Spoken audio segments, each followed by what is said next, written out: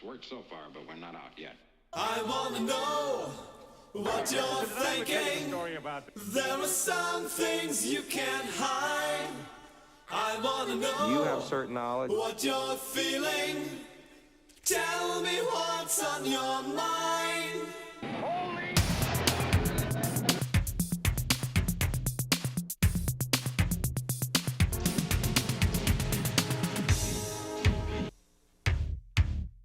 Pure energy. Pure energy. Sport wagon.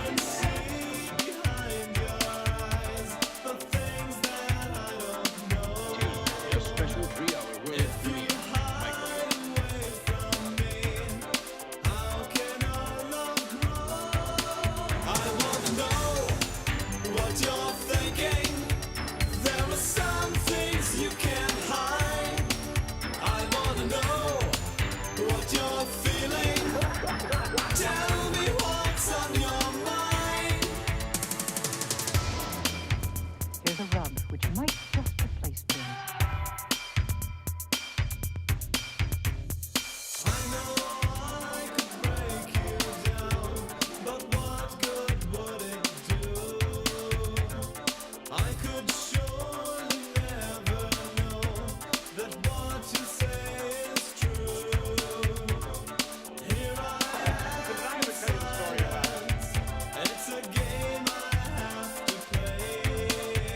You have certain knowledge.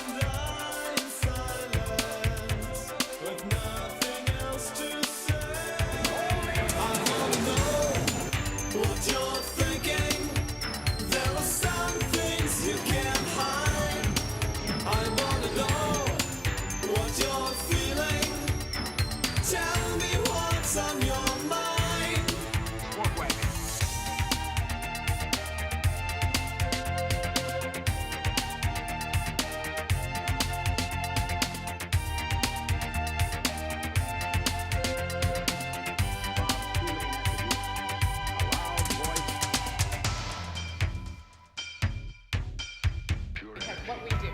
So we have hardwood floors and of course Pure energy.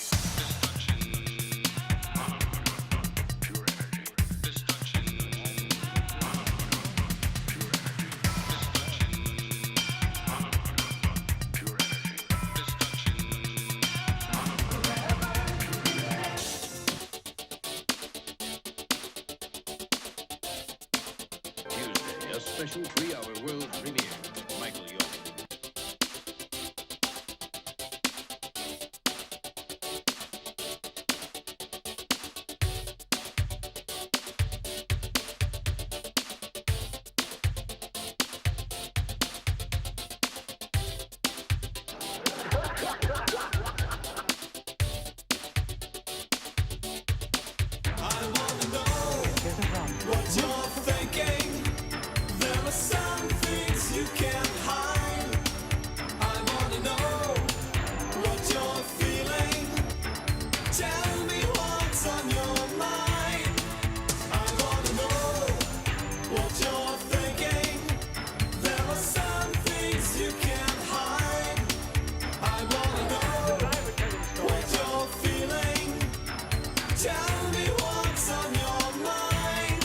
Certain knowledge.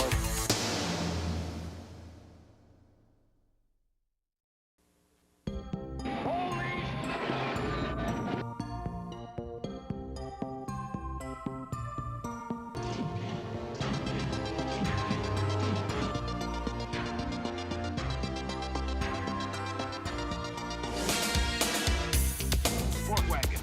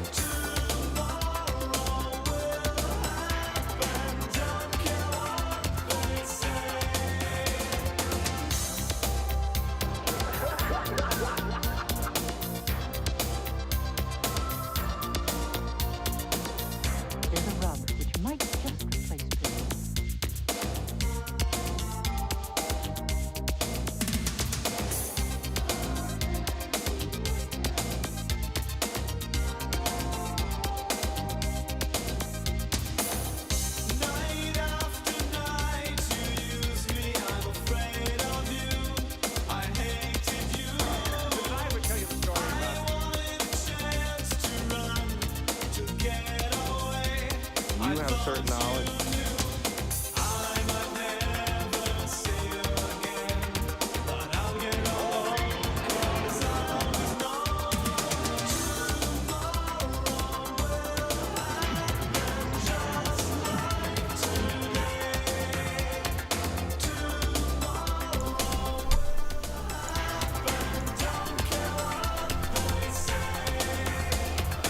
What's up? Welcome back, everyone. What's up, YouTube? It's me. Turn down these beats a little bit. Hello, Adolfo Alcacer. I think I might have ruined that, but and then of course $4.99. Already on the treadmill. All right, 3 miles. See how much. It'll be a race. See who gets more work done, I guess. Adolfo says, so how much people do?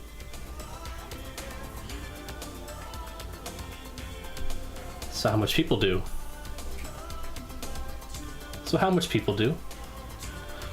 I don't know. People do when I do you know who. I hope that answers your question, Adolfo. Yeah, so this week got a lot of I'm starting the old in-betweenings. Oh yeah, no problem for all the all those magical stingers. Yeah, oh man, I can't even put into words how much I love little musical stingers like that. They're short and sweet, and you can just use them with anything, man. It's just they're like little spices you just throw on a video or something. So yeah, this week I've been doing a lot of in-betweens.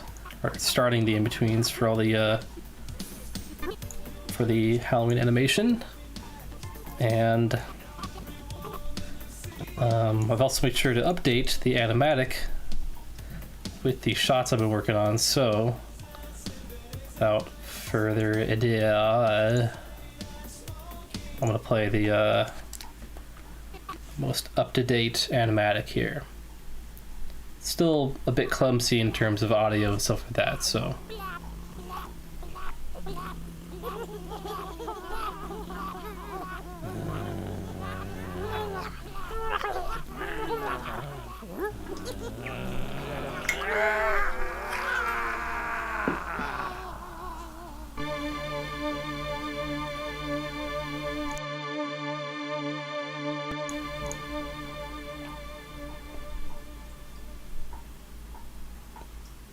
Change it up here a bit. Let's start with this scene, or this shot.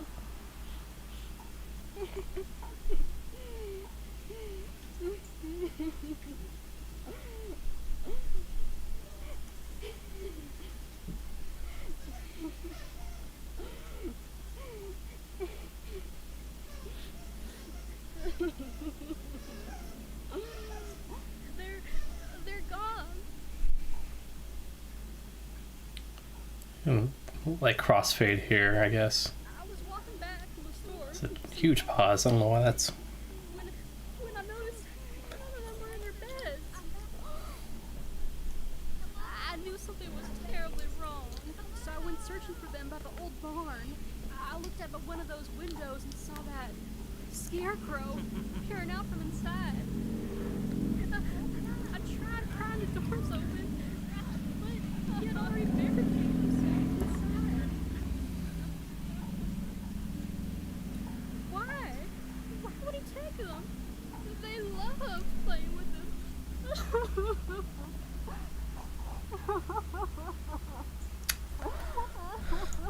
That poor pumpkin farmer.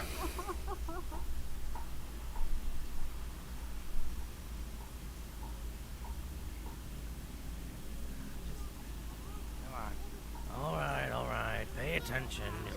That seems really rough for that. Hey, quiet. Oh, pumpkins! Leaving this barn until my hat gets fixed. All those fucking pumpkins. You all just listen. We can get this over with, huh? Hey, don't do that. Yes, I'm talking to you. Get down from there. Hey!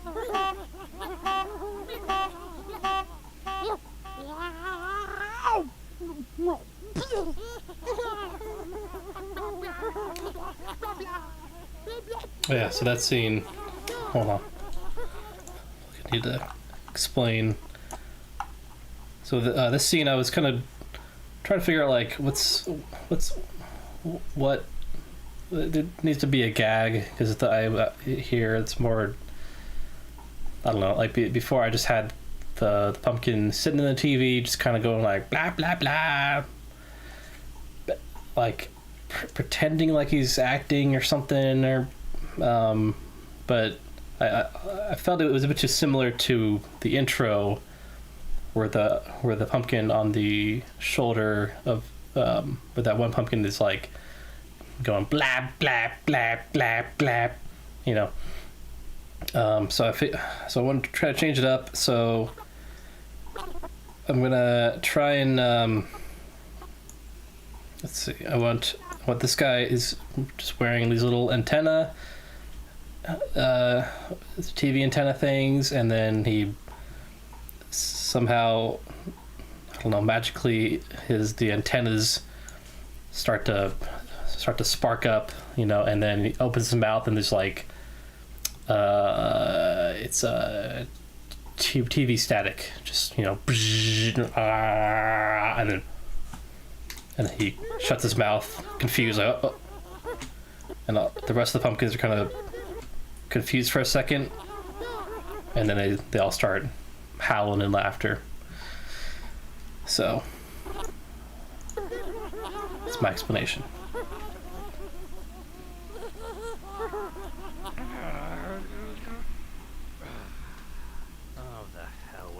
So many pumpkins. Okay. What's up, BuzzTunes? How's it going? Just updated animatic here.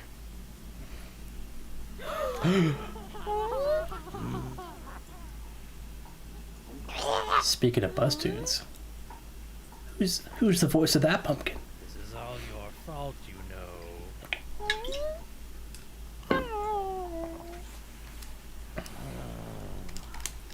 Huh? Who the hell are you?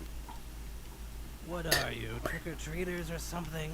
Well, I don't have any candy, but could I interest you in some 3D blades, whoa. Oh! Okay. You kids had your fun. Let me out of here before That pumpkin's voiced by $4.99. Hello?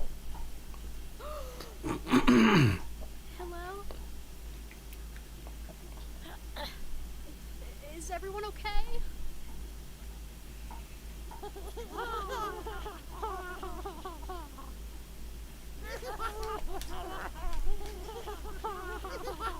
Oh, I forgot to animate all the other pumpkins. Great. You kids are incredible. I don't know what I would have done without your help tonight. Really. What's that? Y'all made me something? Oh. Isn't that Not just the yo. cutest? Okay, friends. Why don't you go play with Mr. Scarecrow some more? Pumpkin, love you. Here, take these.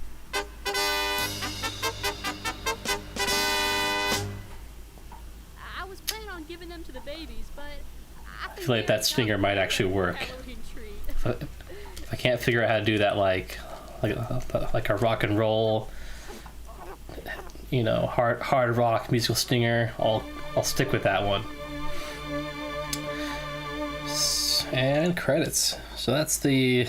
Oh my god, it gets longer every fucking time I show this. It's 5 minutes, 10 seconds. Yeah. Oh my god. I mean, I guess. So you probably might be able to tell from some of the. There's a few shots in here that I've already in betweened, which means I've. If you don't know what in betweening is, it's like the actual animation. It's the individual frames between the key frames or key poses, whatever. So like so this time I'm animating everything more or less on 3s,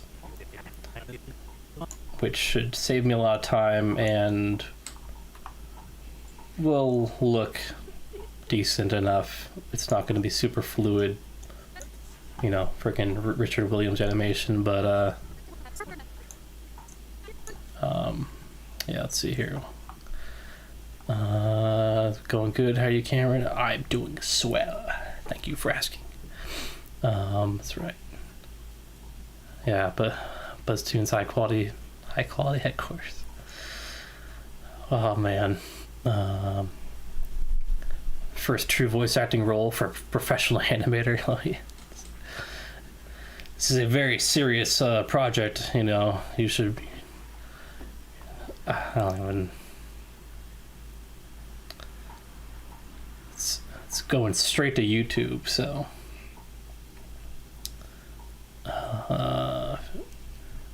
Love the one pumpkin chewing on the cloth. Oh, and when they all.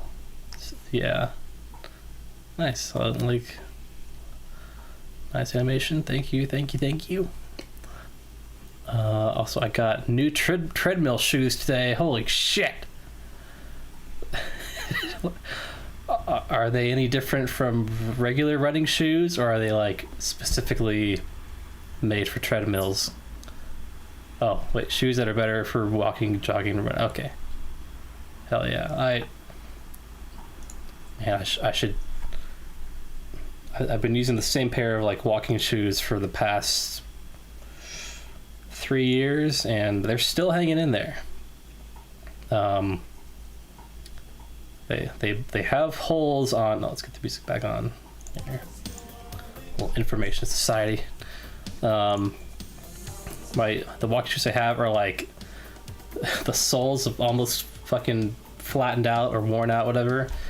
And then there's 2 giant holes on the outside. It's for some reason it's where my pinky toe pinky toes are like on the outside of my feet at the same spot. So I don't know what's up with that, but it sucks when I'm walking out in like the snow or the cold where it's wet, because my feet just get fucking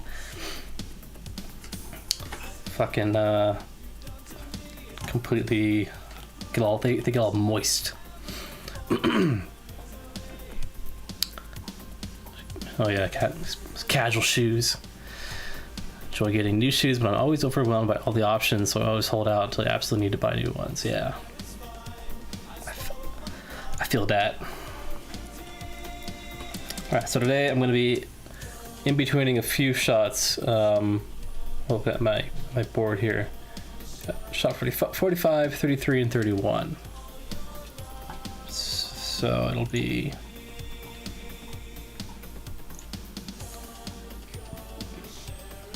this one.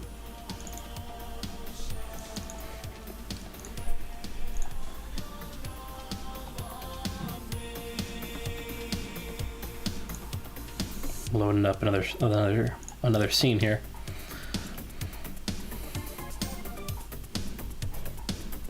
Oh, don't forget the toaster ding after the hay bale. Oh yeah.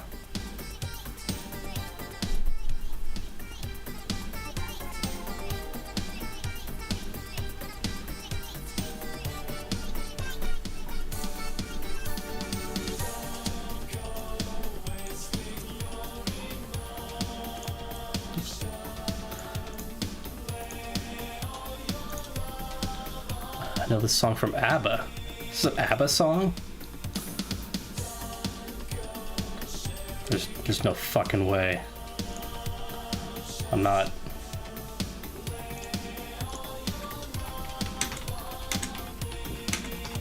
Alright, ABBA cover.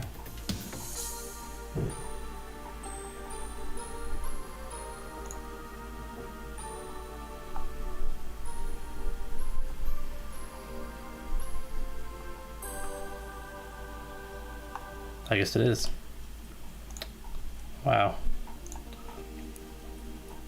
The more you know. Okay. Then we'll be in betweening this shot.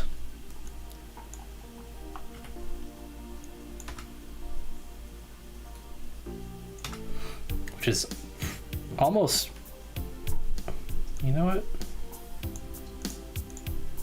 Maybe this shot only needs like a couple different frames. Like I might say, what am I might say? Yeah, this one's already pretty much in between. I'm keeping it a bit framey, so I don't have to, you know, for every less frame I add, that's an extra, like, you know, couple minutes of work for each frame. I don't have to like clean it up, color it, redraw it. So I'm really trying to get all efficient for this Halloween animation, because, you know, we're getting close, halfway through September. It's a 5-minute animation. How long was the Graveyard Shift one I made last year? That one fucking annihilated me.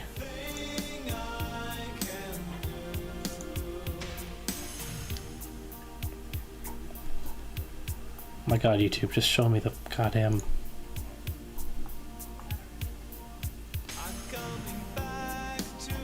Alright, that last one is 5 minutes 26 seconds.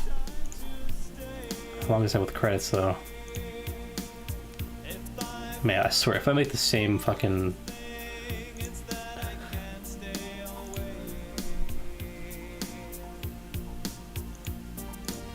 Wow, without credits... What?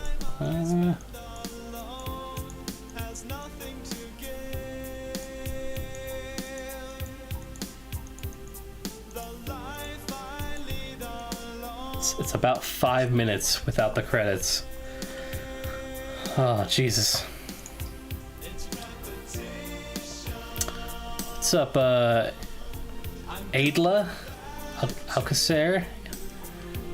Wait a minute. There was another Alcacer in the chat earlier. What's going on here? We've got an entire family of Alcacers.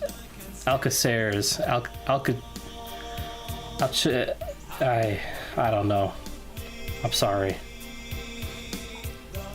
I don't know how to pronounce anything. Welcome to the welcome to this here internet live stream. I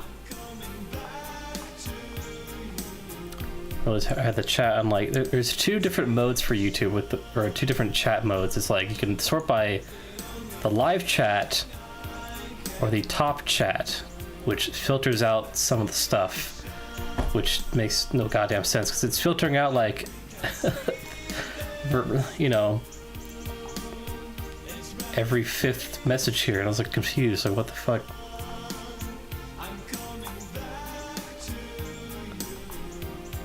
Anyway,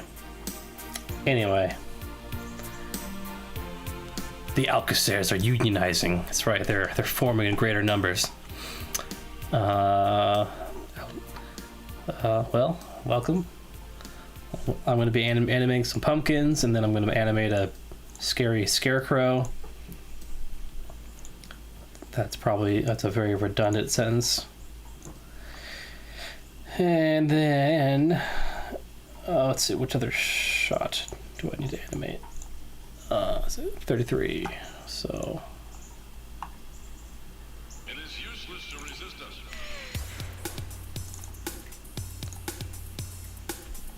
The music was scaring me.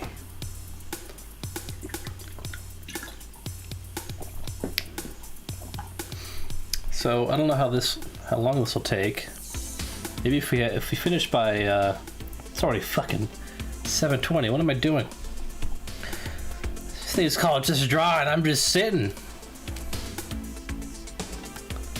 More like just talking. Anyway, I'm gonna animate this shot too, or in between this shot here. And so I'll start. I usually start with the easiest shot when I start my day off animating. It helps to build kind of the animation confidence. Oh man, nothing too complicated. Just kind of like, you know. There's more of us, says Adla? Aidla?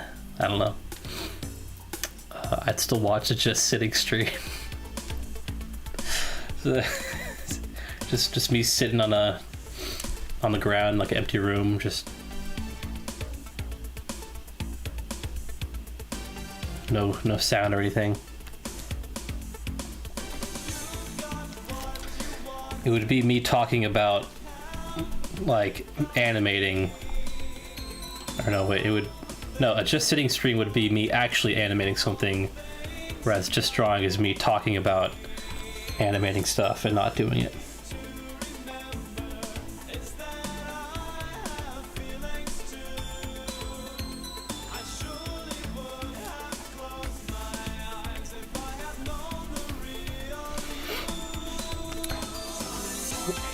And since I will be animating, it probably means there'll be a lot of silence, because my brain can only do so much at once. Oh god, that's the wrong brush. Off to a great start.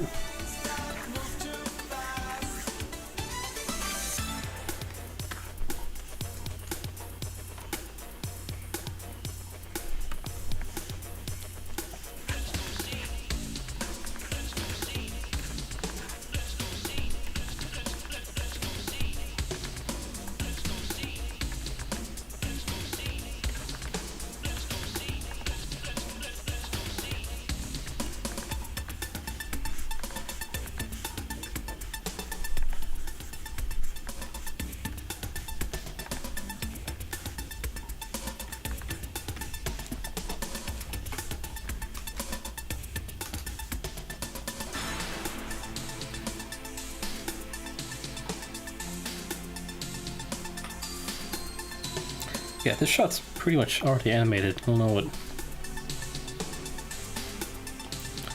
It's gonna be the shortest stream ever.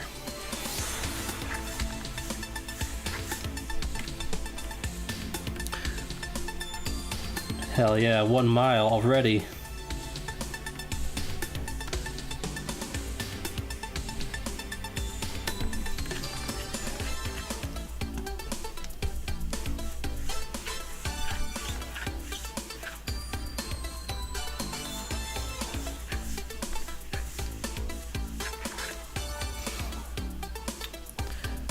Y'all do anything cool lately? Today I made some chili, or really last night, if you know what I mean. It's my second attempt at making homemade chili, and first time was like not. The consistency was fine. Oh, what am I doing? but it kind of just tasted bland.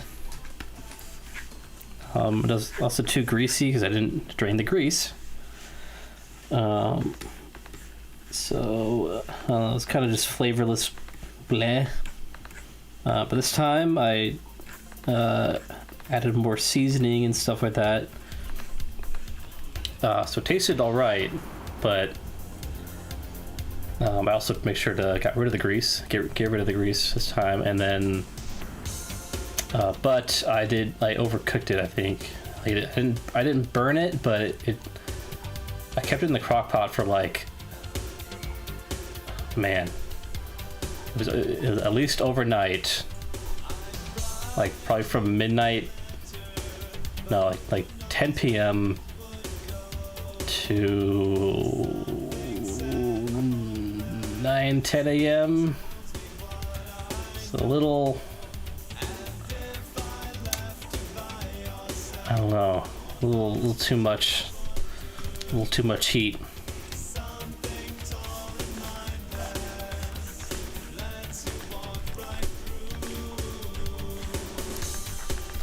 But I think if it wasn't for that, I think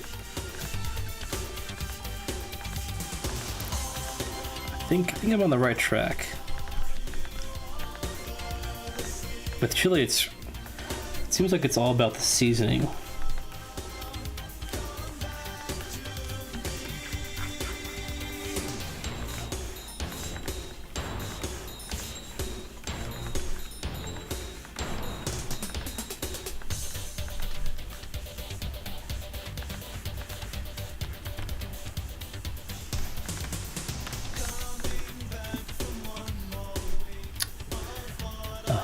$4.99 says, today I got some new shoes and went to Costco, watched another stream.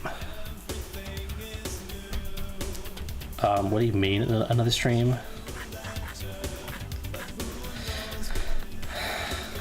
You're watching other streams? $4.99, is that it?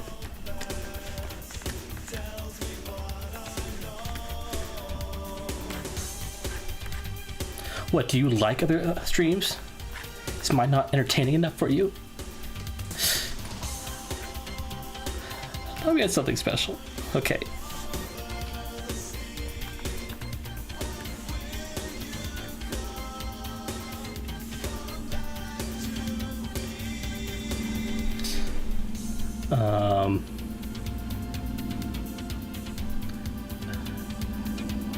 Yeah.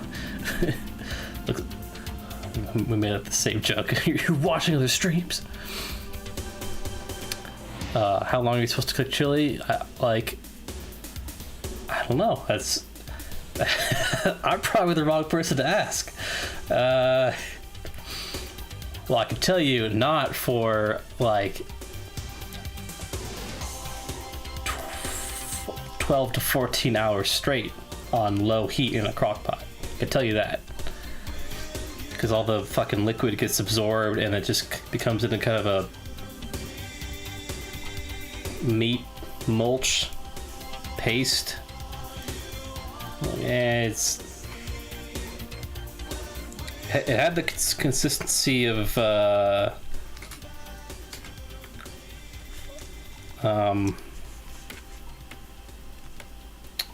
don't know, like something like a filling for some kind of like a sloppy Joe sandwich filling or something weird. Campbellton Grake. What the fuck? All right, you know what? This scene is done. I got better things to do than animate scenes like this. Just gonna add some color real quick for some value.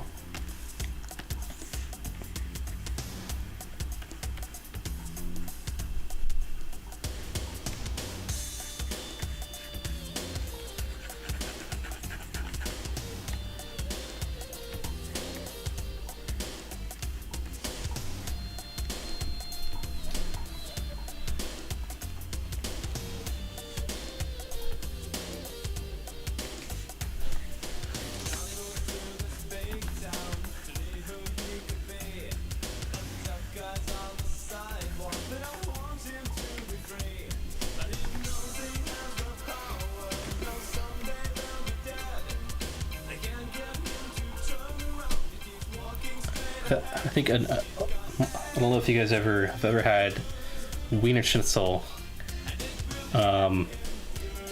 It is I feel like it excuse me, it might be a West Coast thing,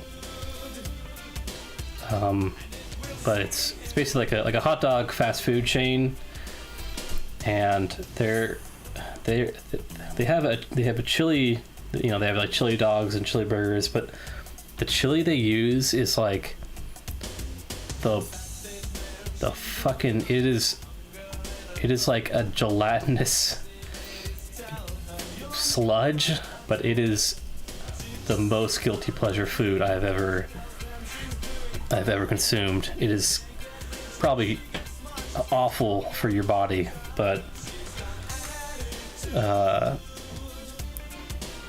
it's a hell of a time. So I feel like one of my goals is to try and make Wiener Schnitzel chili. What am I doing with my life?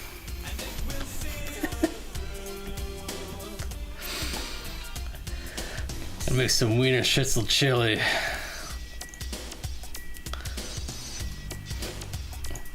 I don't know. I'm almost too afraid to make it. I feel like it's gonna. The secret ingredient is like it's like, oh yeah, you want to use some toxic sludge, some used diapers,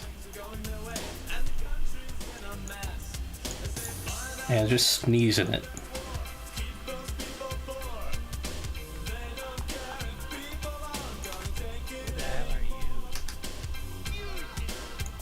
Turn off that background there.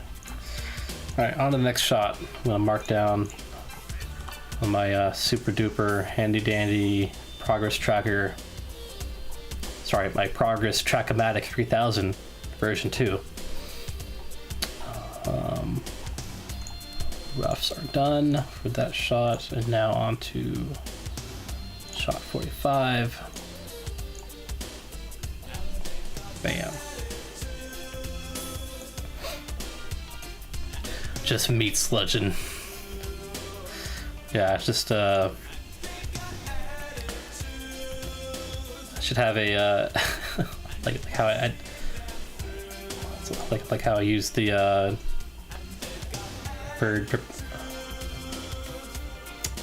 birdhouse stream camera. What is it? The put one of those like right above a crock pot. Just have that in the corner of the stream. Like, we'll have our very own chili cam. That would be a good use of my time.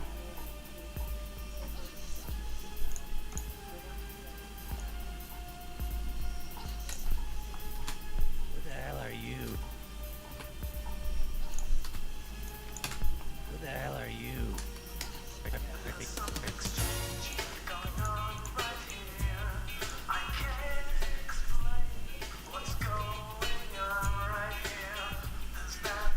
Oh, I never knew this. If you zoom in a little closer in Harmony, you can like get more refined. You can actually just move the frames around like that. What the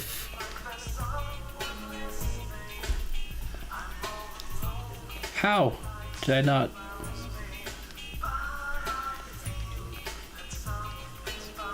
Actually, that's now kind of annoying.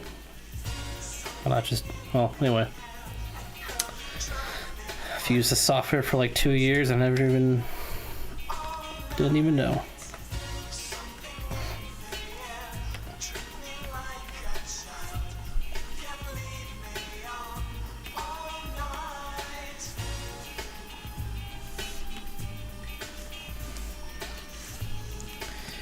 These kind of shots can be tough, because the line work has to be a little more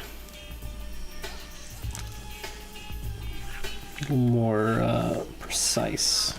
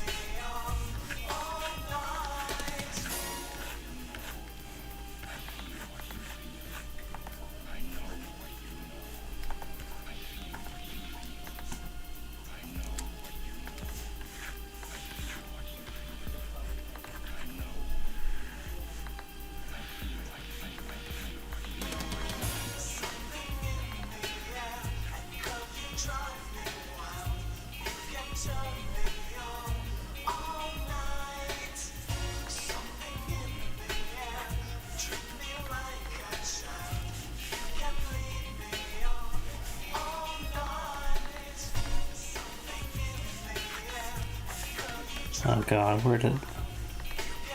Which line is which? Which line is the real line? Which one's the imposter? Imposter. The impasta.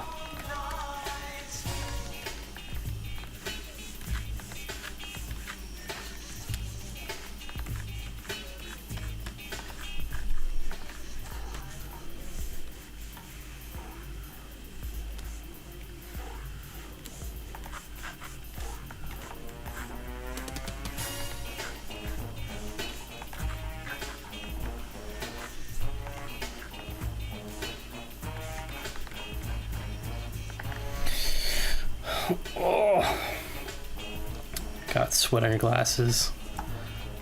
I'm close to 2 miles. Yeah, that was quick.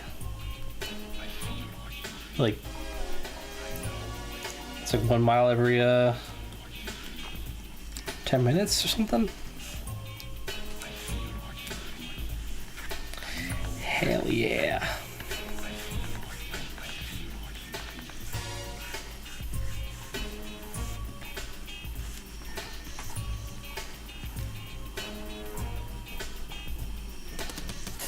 Oh, 1 mile every 18 minutes, okay. That's fine too.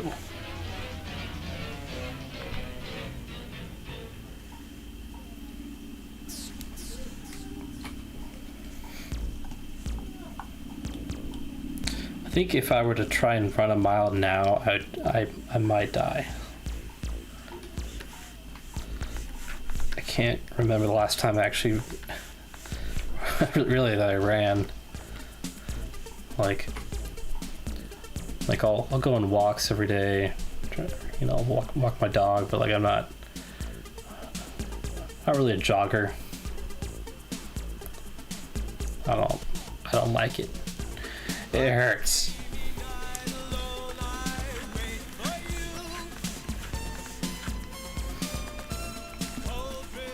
I think that the fastest I ever, the fastest mile back in school when you were forced to do it, like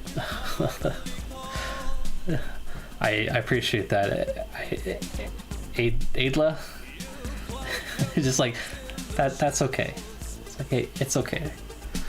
That's it's very nice of you to say. 6:36. Oh my god! I was gonna say like the fastest one I could, like the very fastest was like, you know, I'm like fucking. I think it was around 8.5 minutes or something.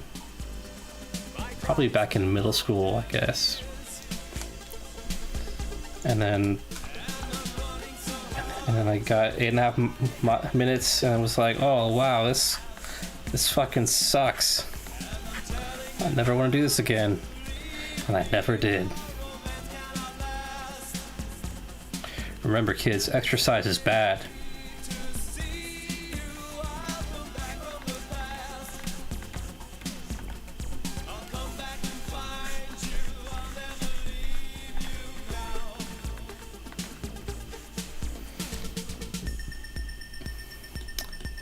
Two miles.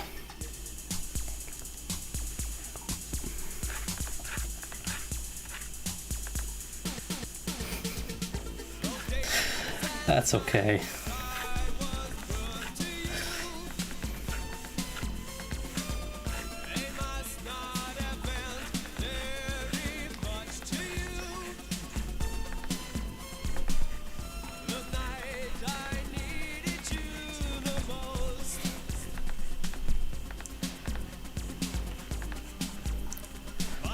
It's weird how, like, I guess it makes sense, but it's kind of a strange thing where, at least with me, like, I feel like if I were to go on a jog or something, I would, you know, it'd be awful. It'd be like, I'd be struggling after like 5 minutes of jogging. But if I'm walking, like, I feel like I could walk for hours, no problem. I don't know. I guess that's the amount of energy being expended between those two different activities is like huge, but I think with walking, I like walking more just because I can look at stuff, think about stuff, you know. Whereas with like running or anything, it's just like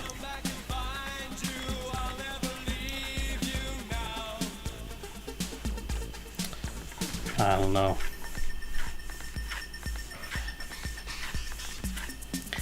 Maybe I ate too much chili and my mind is disintegrating. Who knows?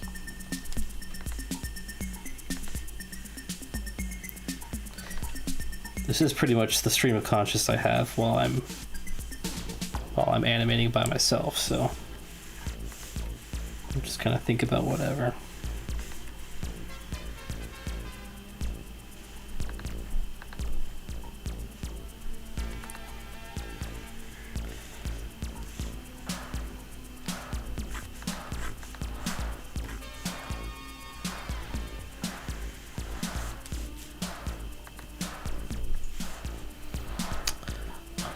Love walking, but anything above walking is nah. Yeah.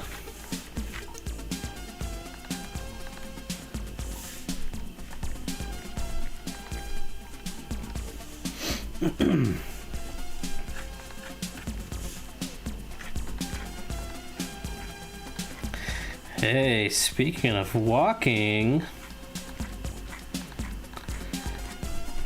did y'all see the Polaris Dawn spacewalk at 5:38 a.m. or whatever it was, like 5 or 6 a.m. Central Time? I was, so initially it was gonna start at around, time for a space update. Hi everyone, welcome to Space Update with Karen Blake. We got some exciting news this week. No, I should have played the stinger. Hold on, wait. 1 second. Please hold. Please hold. Tuesday, a special 3-hour world. Almost got it. Michael,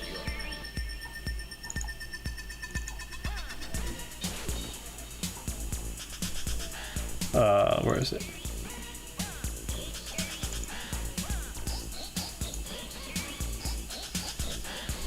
This song is funky.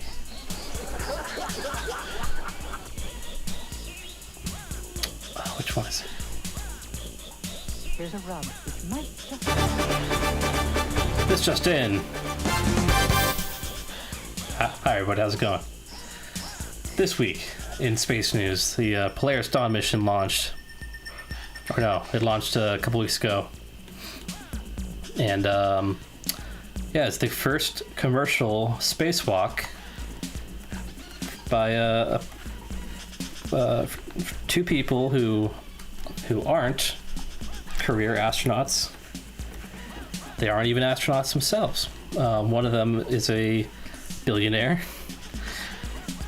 and the other is a SpaceX employee. I think she is it Sarah Gillis or is it Anne? What is it? I mix up their names. Anyway, so the Polaris Dawn mission is an entirely commercial and privately funded SpaceX mission where they launched 4 people. I almost put up my thumb. 4 people into space, into a highly elliptical Earth orbit, which means, like, if you look at the screen,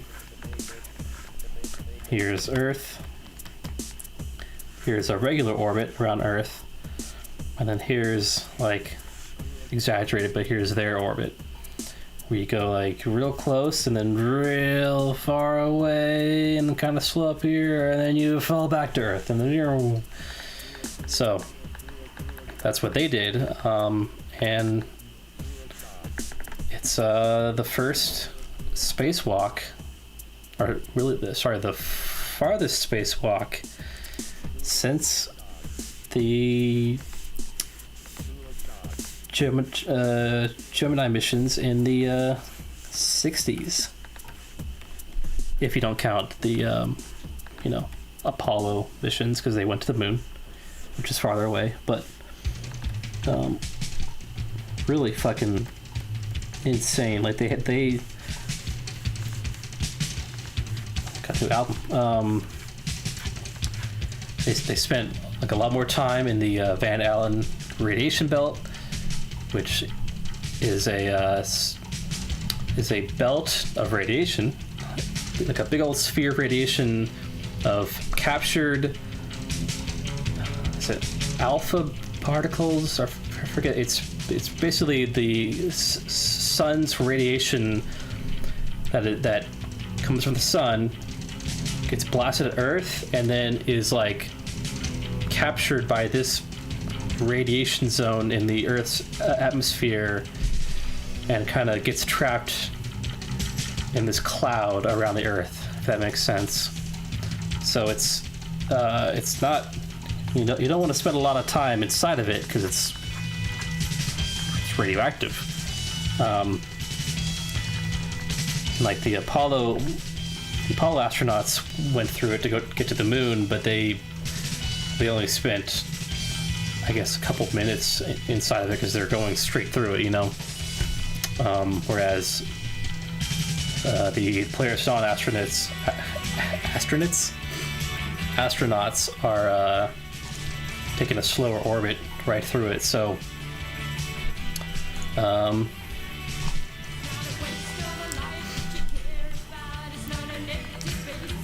so NASA's was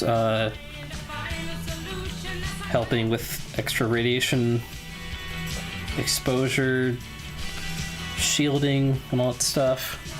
I'll turn that down more. And so they launched into space last weekend, Monday, I think. Yeah, I think it was Monday. And then on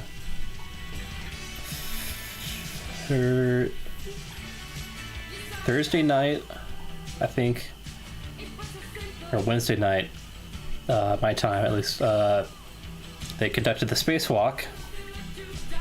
I'm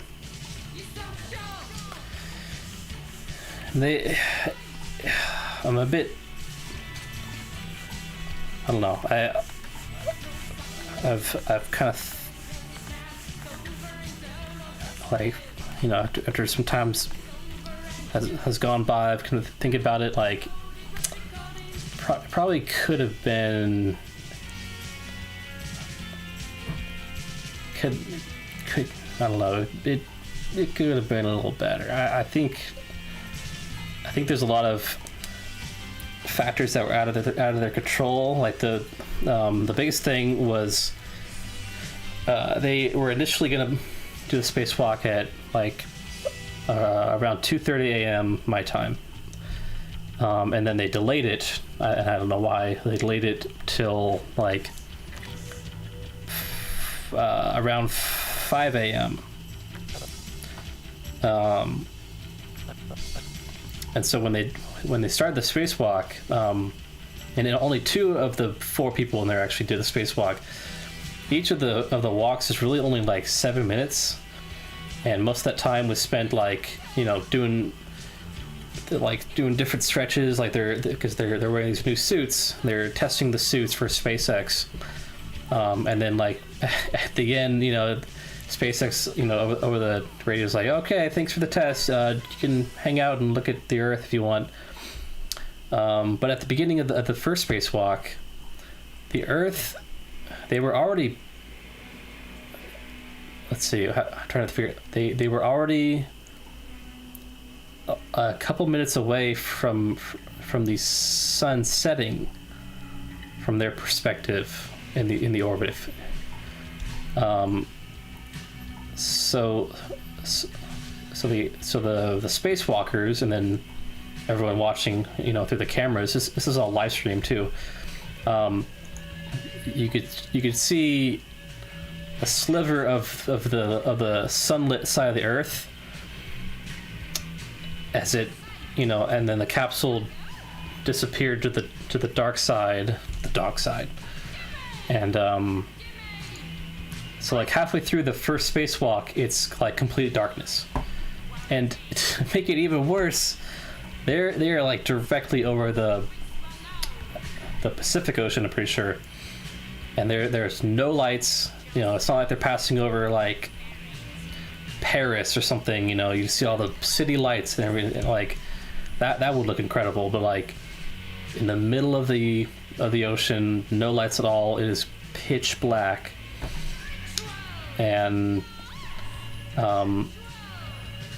so I felt, as a viewer, it's like that's annoying. Like you couldn't find any other time. Couldn't wait another hour, and then you'd be on the sunlit part of Earth, and I can't even imagine. I don't know. I'm sure it was still fucking super cool for the two participants, but like I feel like, man, I went through all of that.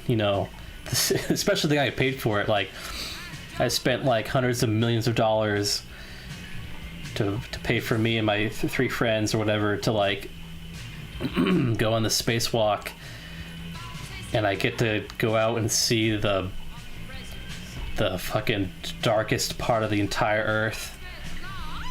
Like I don't know. And then of course, like for the average kind of space enthusiast, or most, for most people, like I think if they were to do spacewalk during the sunlit part of side of the Earth, and get those fantastic pictures back and the videos of them spacewalking and looking at like the Earth itself, like I think people would like there would have been more of a reaction to that. Humans are visual creatures. We react to striking pictures. So when it's just here, let me actually pull up a picture of what it. Polaris down spacewalk.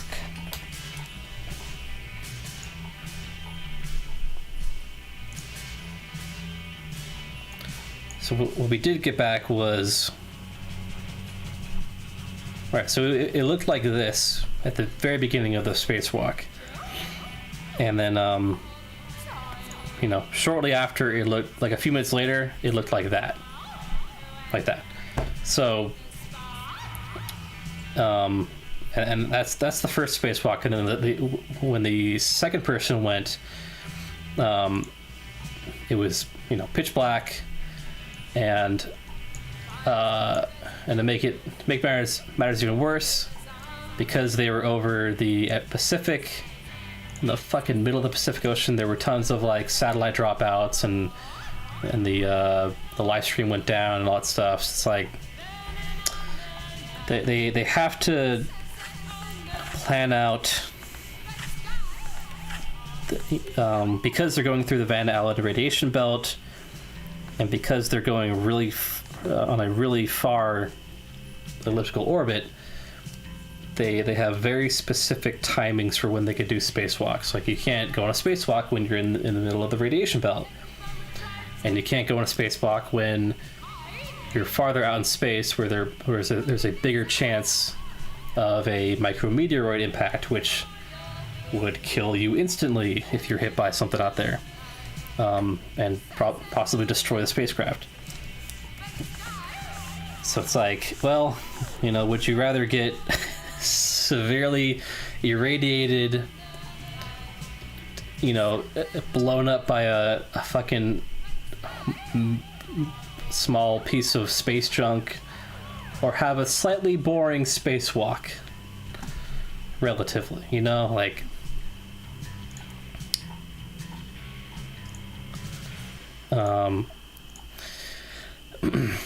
you know, I would, I'm sure even the shittiest spacewalks are still like pretty damn sweet. But for I don't know, for a mission that's all about, you know, like they're raising, you know, they're doing a huge fundraiser for like St. Jude's Children's Hospital, like they did with Inspiration 4. They're raising like hundreds of millions of dollars for that hospital, which is, you know, fantastic. But people don't. People want to see, like, you know, fantastic looking vistas of the Earth from orbit.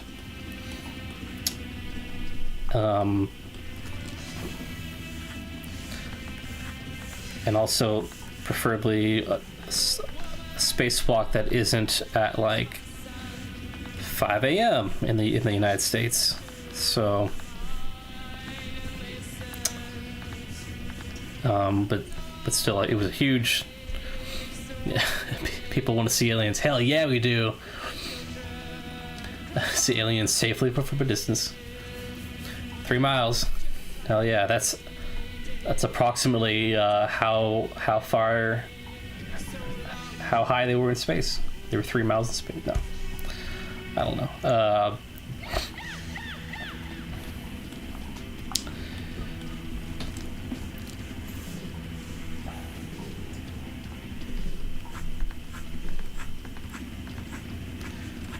But I'm sure, you know, SpaceX still got a ton of data for their new suits. They did a bunch of other like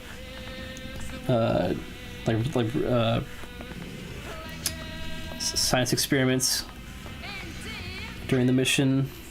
Like, I think I mentioned before, they were wearing like these smart contact lenses that monitor the amount of pressure on the eyes and microgravity.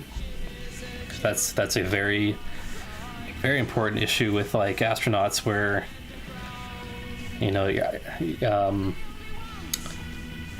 within microgravity, there's more pressure on the eyes, which can lead to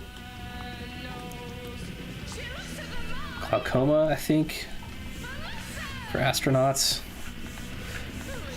I think it's like temporary glaucoma like symptoms, but it's still kind of like, you know, your vision will blur. So every bit of scientific data you can get from that kind of testing.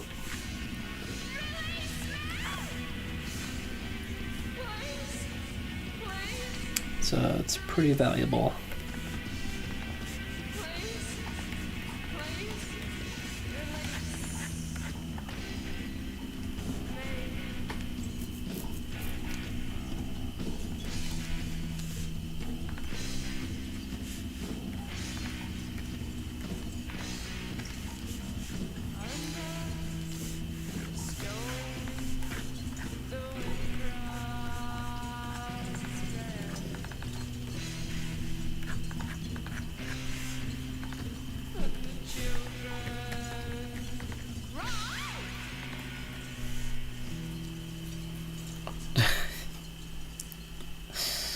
Shower time.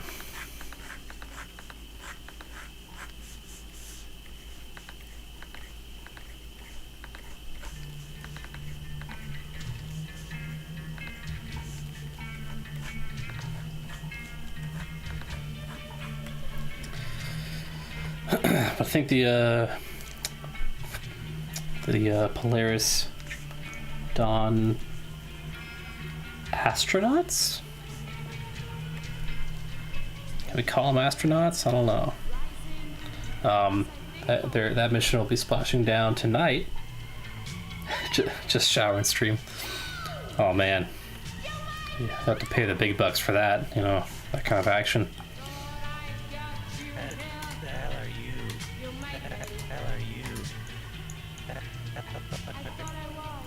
you? Yeah, they'll be splashing down tonight. It's gonna be, I think it's 2 a.m. Central Time.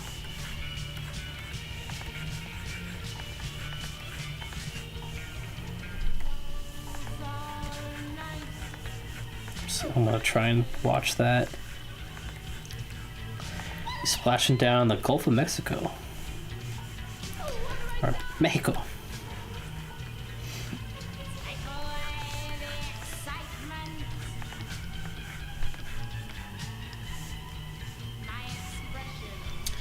This album is interesting. I've not heard it before. I heard one song from this band. I was kind of intrigued, and now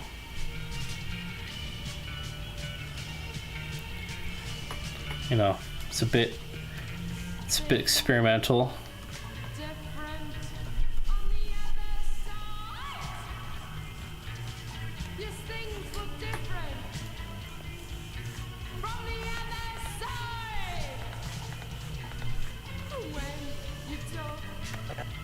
The hell are you?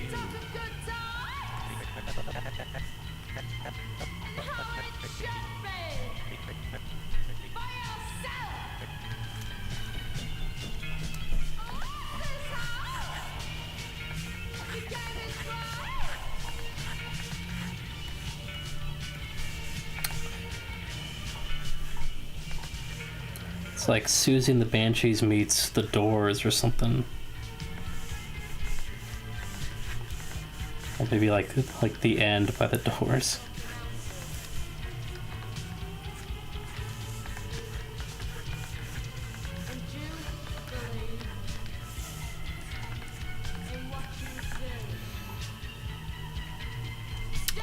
Scarecrow giving Western vibes, just like, what are you looking at, partner?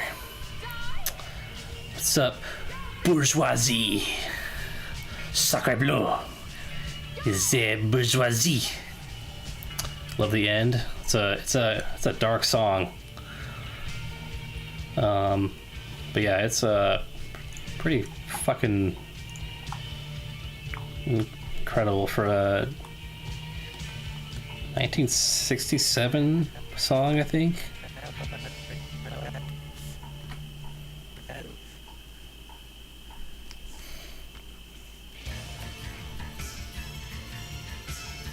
Okay, let's do a frame here.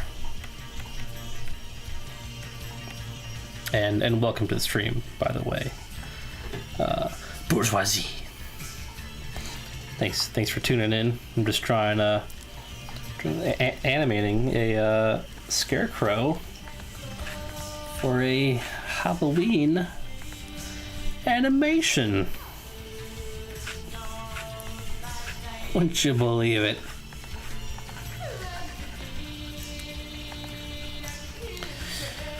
But Cameron, you say, it's September. It's not even close to Halloween. And I say, oh fuck. You're right. What am I doing?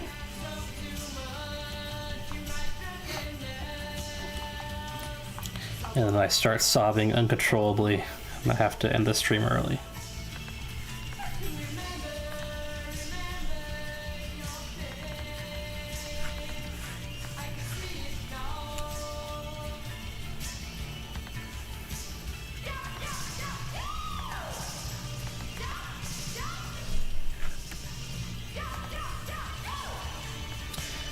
Pretty much the what a great way to introduce this stream to someone new.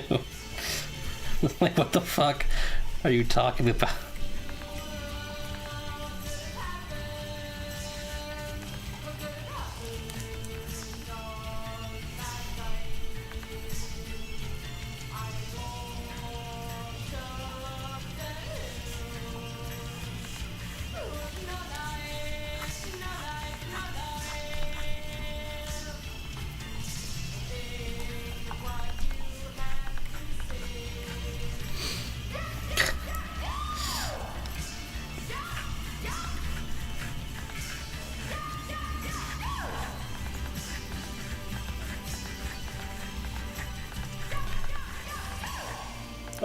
Come on.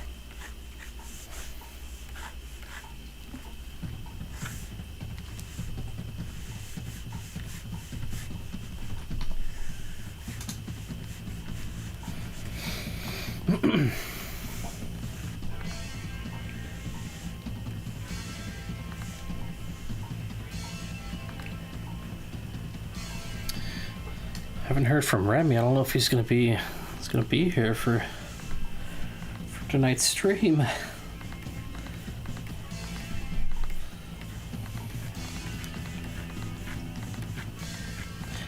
Where is he?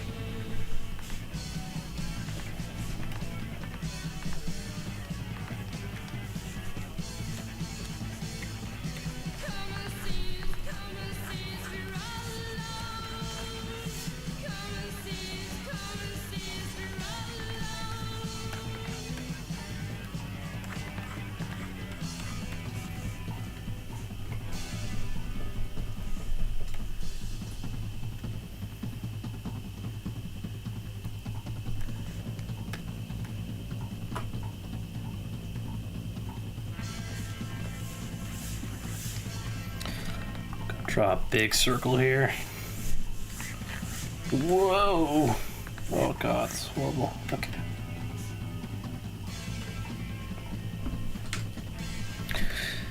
Big circle coming through.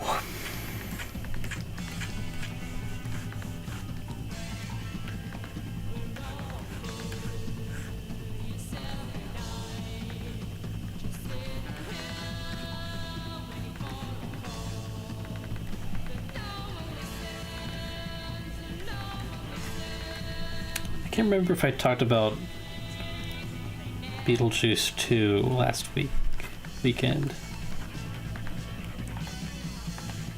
I feel like I did, right?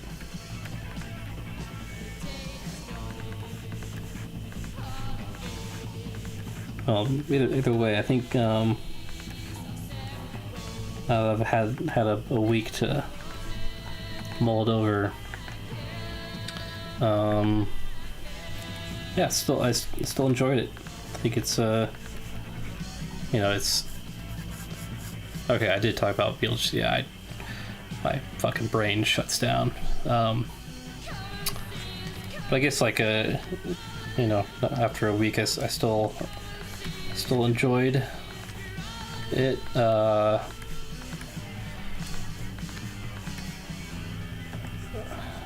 Because as far as whenever they make sequels to movies from like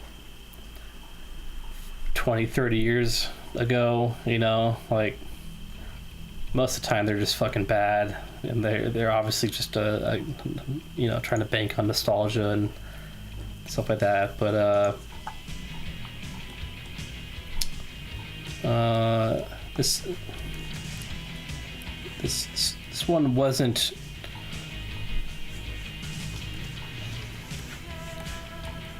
I think the worst thing I could say about it was the most critical thing, that the plot could be a bit too convoluted for what I think it should be. There were a few too many subplots going on all at once. I kind of didn't feel like putting in the energy to like keep track of them all, But yeah, everything else was fine. I like the writing. I like Beetlejuice. Michael Keaton was great. Catherine O'Hara was fucking amazing. So fucking that character is so goddamn funny. Just a great like continuation of that character's life after Beetlejuice 1, where, you know, before she was like a fine artist or a sculptor, I guess, like, and now she's moved on into even more like esoteric performance art. You know, she's getting like she's being spray painted. When we first see in the movie, she's being spray painted by another artist as a performance art piece at like a art gallery in like New York. It's like, that's so fucking perfect.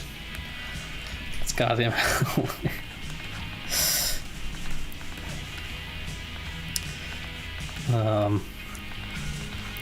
And then all the different parts where she's like recording herself screaming or trying to get some raw emotion on camera or something, like, as part of her art. That's really fucking great. Watched Beetlejuice 1 and I liked it. It's my favorite, but I really like the stop motion bits. Yeah, it's a weird movie. It's not. It's pretty wacky and like. It's a bit silly, but that's kind of a lot of Tim Burton's movies. Is like they're somewhat self-aware, and they don't like what Tim Burton likes is he loves trying to recreate the stuff he grew up watching, like old 50s B movies and black and white horror movies and stuff like that. And I don't know, like his style is like somewhat. It's a weird mix of like they're not really parody movies about that kind of film style. I don't know, it's like this, like, but the characters are usually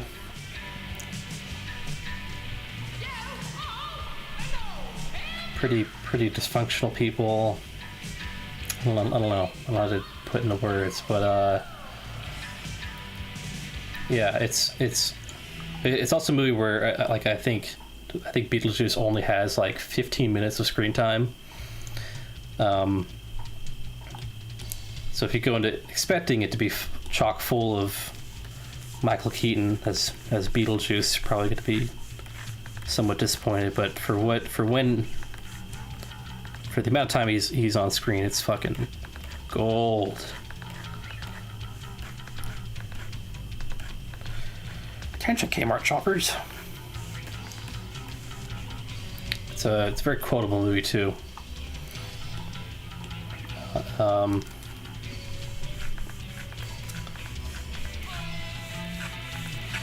I watched for the first time. I watched another Tim Burton movie called Ed Wood, and I fucking really enjoyed that movie. I think because I've seen like Plan 9 from Outer Space and I don't know if I've seen Glenn or Glenda. I've seen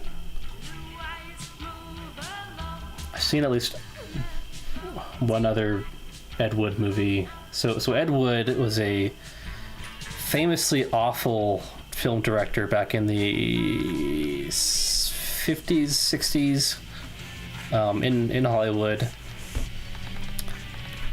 and you know, he was like you know, like he loved movies, loved film, was worked on incredibly low budget movies.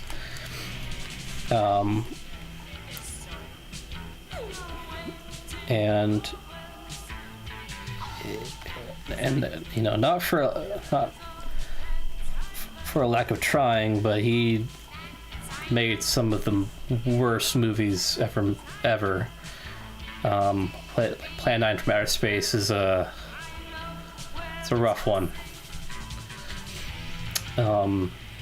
So this Tim Burton movie is pretty. It's more of an homage to his life. It's very exaggerated, but yeah, Ed Wood, the real life person, is a very fascinating individual to read about. For a multitude of reasons, but like, but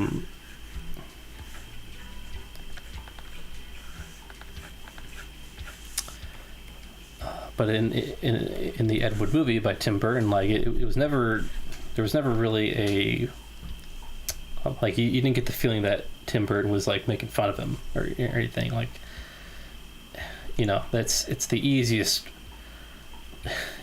That's the easiest target to make a fucking movie about.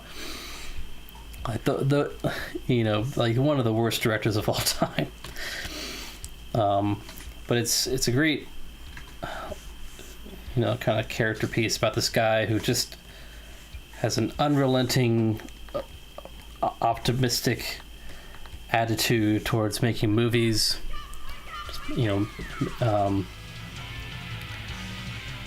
And the friends he makes along the way, like, and then what's the actor's name? Martin Landau. He plays an older Bela Lugosi. Bela Lugosi, yeah.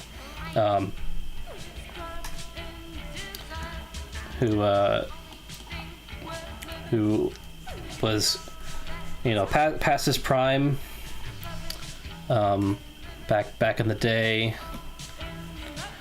but Ed Wood, like loved him in like Dracula and everything, and wanted to hire him, and it's I drew a fucking nose on the scarecrow. What am I doing? A pumpkin nose. How could I? And it's great to see that how their relationship is, how it develops. This old actor just wants to rekindle his like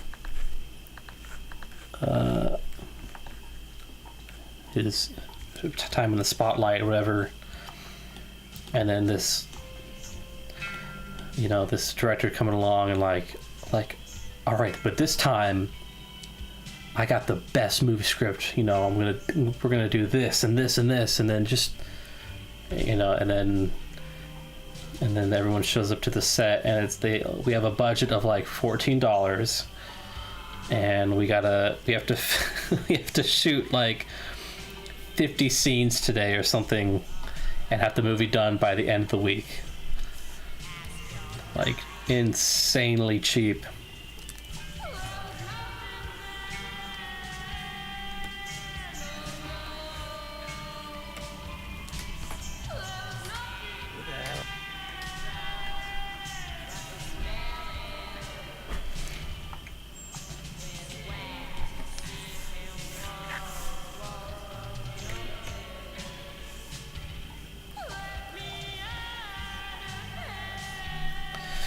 There's a great scene where where Ed Wood, who's played by Johnny Depp, he and his ragtag team of filmmakers, they're filming a movie. I think it's it's Attack of the. It's not Attack of the Giant Leeches. It's like it's basically some shit like that. It's, you know, Attack of the Octopus Lake Monster or something. And they don't have they don't have the money to build a giant squid or octopus, whatever. So they just break into the Universal prop warehouse or something, and then steal the giant squid prop in there at night, and they bring it out to like some like some little tiny little creek when the script calls for like a lake. And they're like just trying to rig the lighting up, and it just looks awful. It's the middle of the night, and then Bell, oh my god, Bella Lugosi.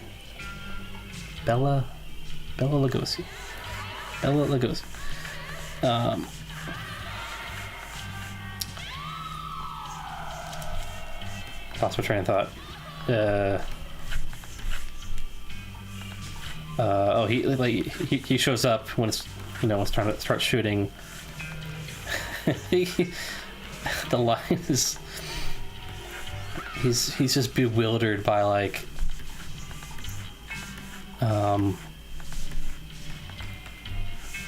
he sees this shitty little like squid monster, like it's like deflated, sitting in like a 4-inch deep creek in the forest, and he's been drinking, he's carrying like a flask, whatever, and he yells over to Ed Wood, and like what, so what so where is the squid? It's like, oh, it's right there. That's what we're shooting with today. Like, this thing's exciting, and then you just kind of like, whatever. Let's shoot the fucker. Or what is it's like let's shoot this fucker. Let's film this. Some quote like that. That's a great fucking line. Just a drunk Bela Lugosi, like getting into a creek to like fake wrestle a like broken squid prop from another movie. It's such a depressing, like this old man having to like, I'm getting paid like $100 for this, so this actor who was the Dracula, but yeah.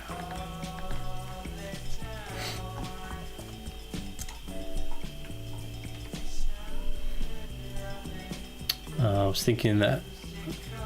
Oh yeah, well I was only in it for 10. Yeah, and apparently Michael Keaton is only in the new Beetlejuice for only like 15 minutes or so, which I think was his requirement. I think he said like I only want to be in it for as long as I was in the first, as long as the same amount of time he was in the first one. Yeah, I think that's for the best, because it makes for some great. It's you only have 15 minutes. You gotta make those scenes count. It's gotta be all killer, no filler,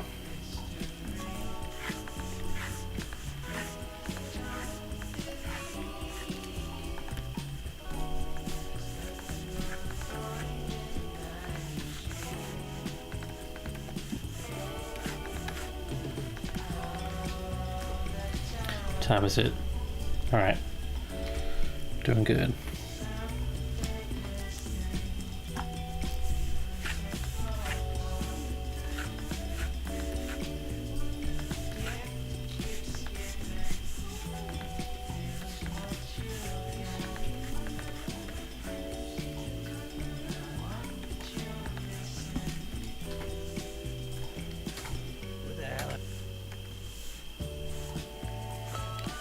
this shot starts a little weird because it's like we're cutting between motion from another shot, so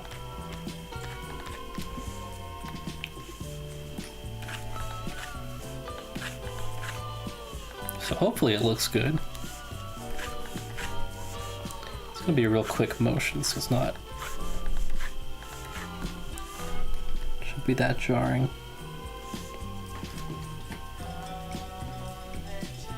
Song's a vibe, hell yeah. Yeah, I think this band, I don't know much about them. I think they're from the Midwest. I feel like Minnesota or something.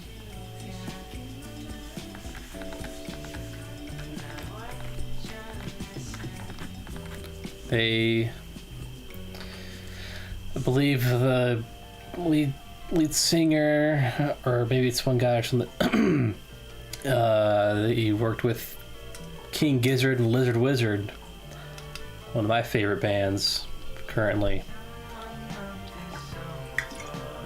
I guess like one of my favorite bands, one of my favorite like contemporary active bands, you know. They're a incredibly prolific band. Who the hell are you?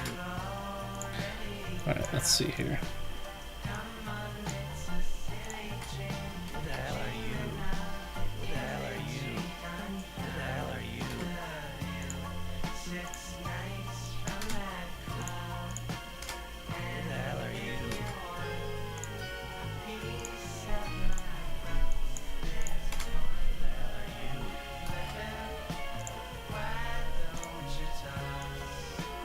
the hell are you?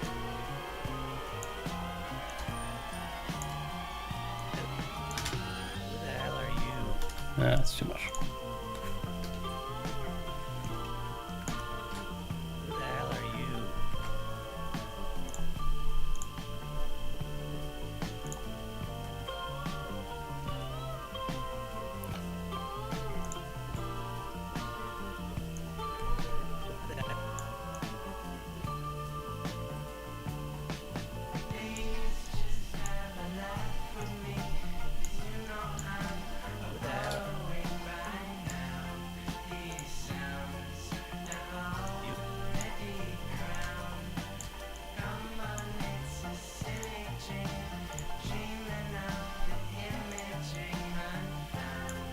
Could do this.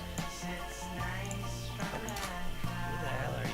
Ah, I had to, the vomit.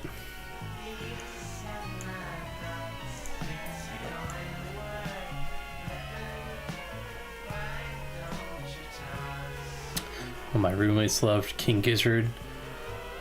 I haven't listened to any of their songs, I think. You got a fave? Well, there's approximately 700 King Gizzard albums. So I don't know. They man, that's a hard question. They're a band where they're primarily just a rock band, but they'll make a new album. It's like, oh, we just kind of went with like something that sounds like this song, you know, right now. And then the next album will be like a thrash metal album, and the next one will be like more psychedelic, you know. And then so it's that kind of thing. So like I don't know, maybe a good starting off one. I think I read people seem to like it's called Nonagon Infinity. I think that might be one of their first ones.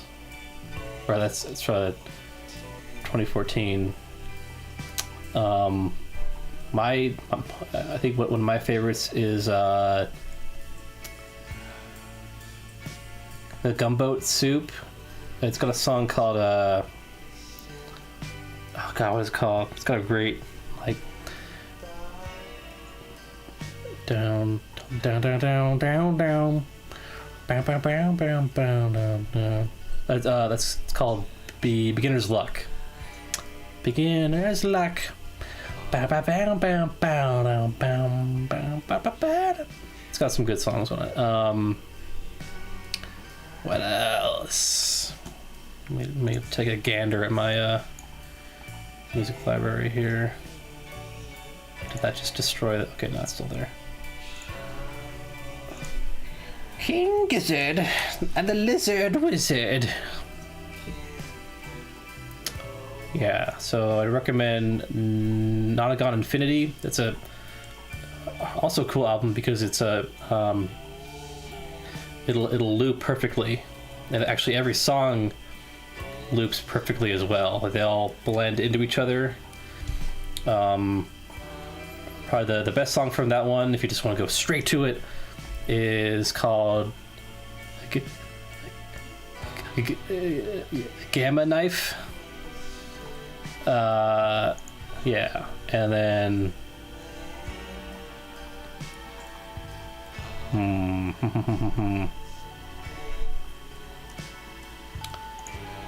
yeah, and then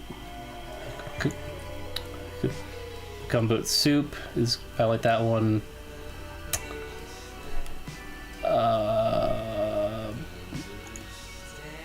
I really like a Polygon Dwan. Oh my god, a Polygon Wanaland. POLYGOND WANALAND. That is one word. Polygon Wandland. Polygon Wandland. I think I played that on a stream a few months ago. It's a great song. Also, they purposely released it into the public domain. So, and they said, like, yeah, if you go and remix it, go and make new album art for it, do whatever you want with it.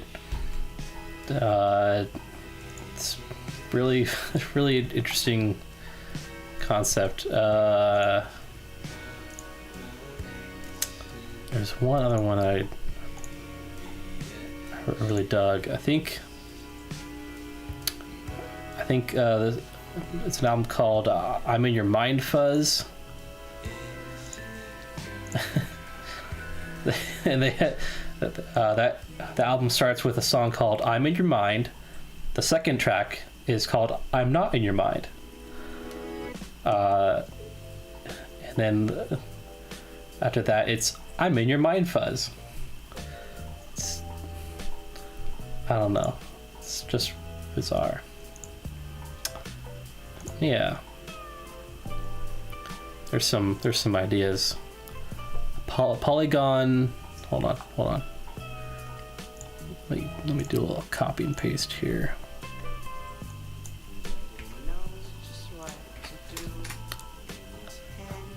Polygon Dwanland. Polygon Dwanaland. Is it Polygon Dwanaland?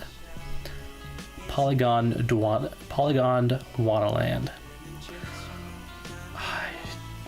But listen, they're Australian, so you know how those Australians are. All right, what's some of those down? Hell yeah. Yeah, I got my list of it is called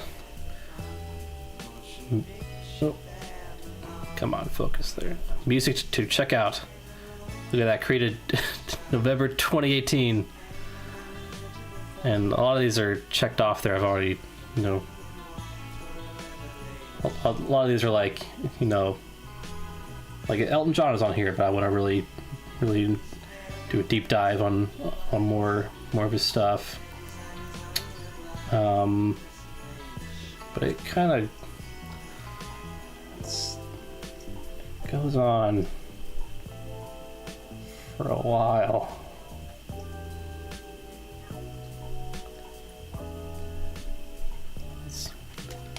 What's this one here? We got. This isn't even an updated one. Wait, where's my new one? Didn't get deleted.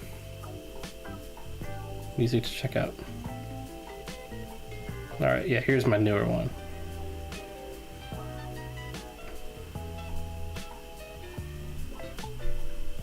Yeah, for every time I think like I've heard all the music that I need to hear or something, like I'll spend some time going down the Wikipedia rabbit hole of different music genres and bands and who they played with and all that stuff. It's like I now have like 50 new bands I have to listen to or check out or something. It's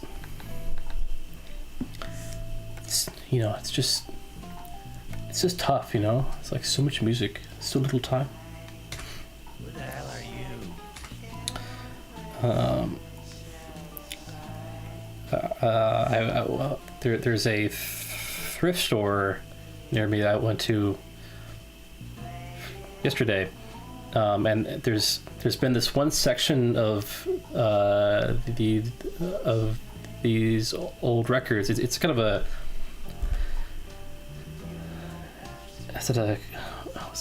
consignment shop. It's like a thrift store where people can rent out their own little place where they sell their own belongings, I guess. So like one guy has his old records there. And this guy, I have no idea who he is. I'm assuming he's like older, but he and I have the like almost exact same taste in music.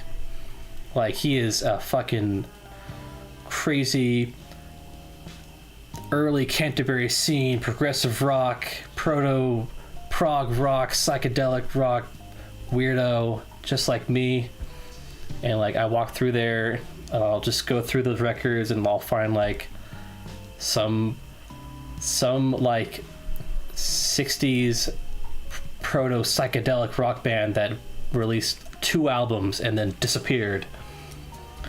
And you know, the record, I'm not a vinyl record collector or anything, and even if I was, like those prices now for records are crazy. Like each of those records were like $30 each or something, which maybe that's a good deal, but dude,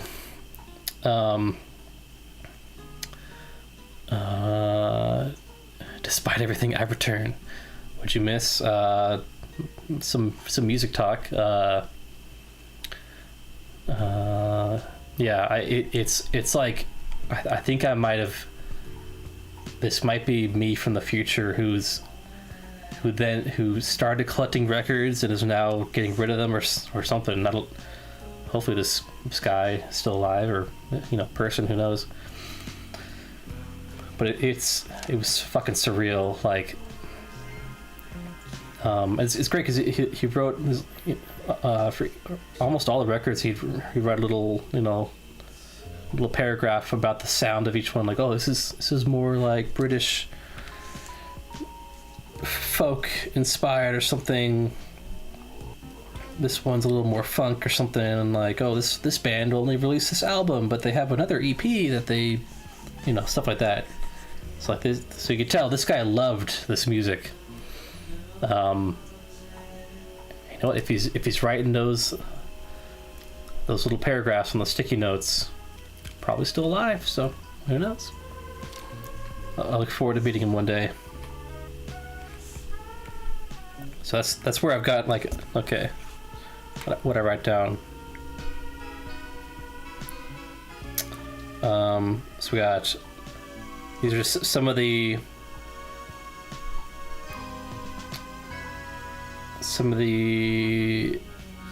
names, some of the bands that were in there. A band called Spirit, the Fugues, or the Fugs, Fugues, I guess. We got Vanilla Fudge, the Flock, which I think sounds like it could be already. These could also be like huge bands that I've never heard of or something. But we got I guess a singer named Harvey Mendel.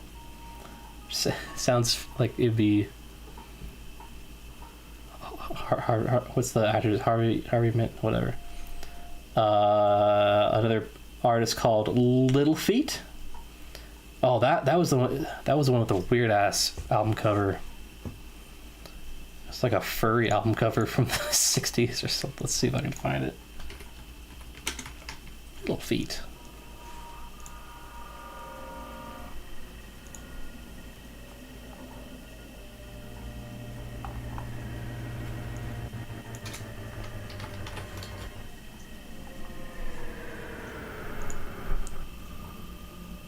I guess they're all right. I guess they're like a bigger artist. Little Feat is an American rock band formed by lead vocalist, guitarist, blah blah blah, in 1969 in L.A. Still active. Don't know if it's the same same people, you know, if any founding members, but. Which album did I...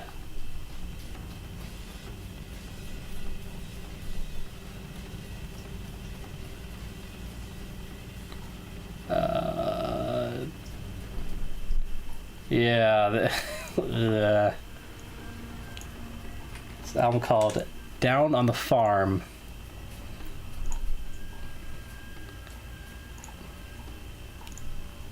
Hold on, I'll bring up the artwork here. Wow, look at that.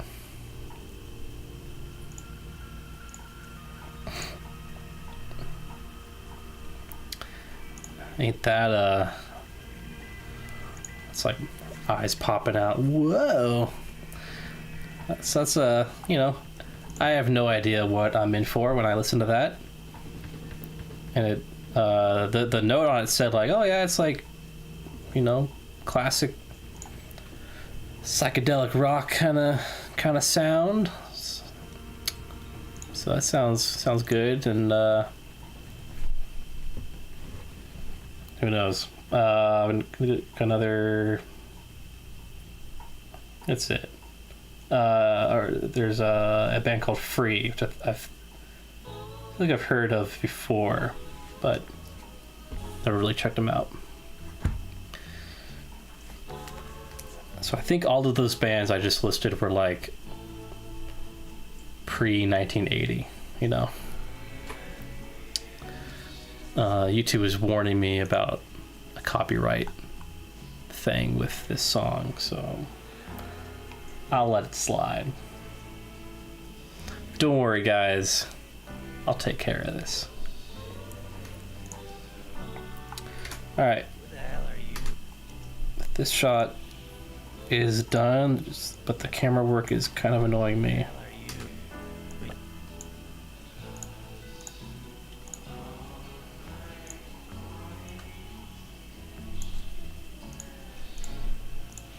So I can't get it. You know what? That's good enough. I will do this later. Maybe I'll push in a little bit more here. Who the hell are you? Who the hell are you? They'll have the blaze in the background,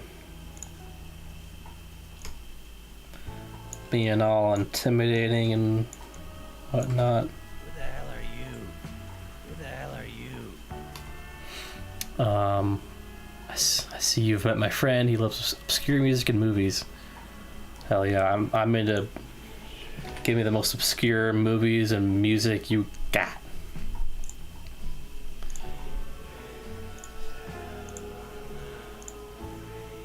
I watched, get the name of this right. I watched kind of a weird, oh man, I did not like this movie.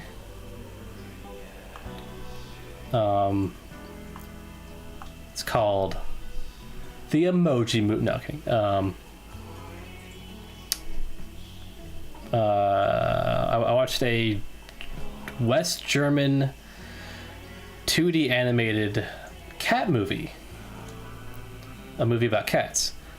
Like a week or two ago. I went into it not knowing jack shit about this movie.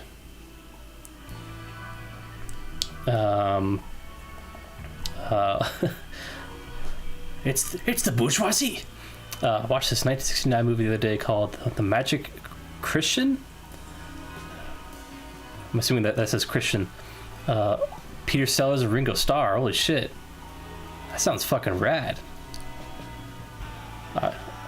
It's so wacky. I will. The Magic Christian?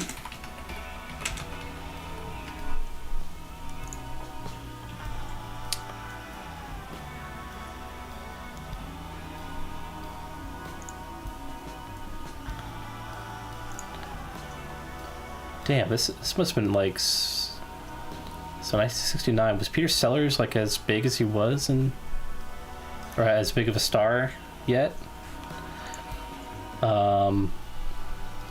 Appearances by John Cleese, Graham Chapman. Oh my god. Christopher Lee. Richard Attenborough. Roman Polanski. Huh?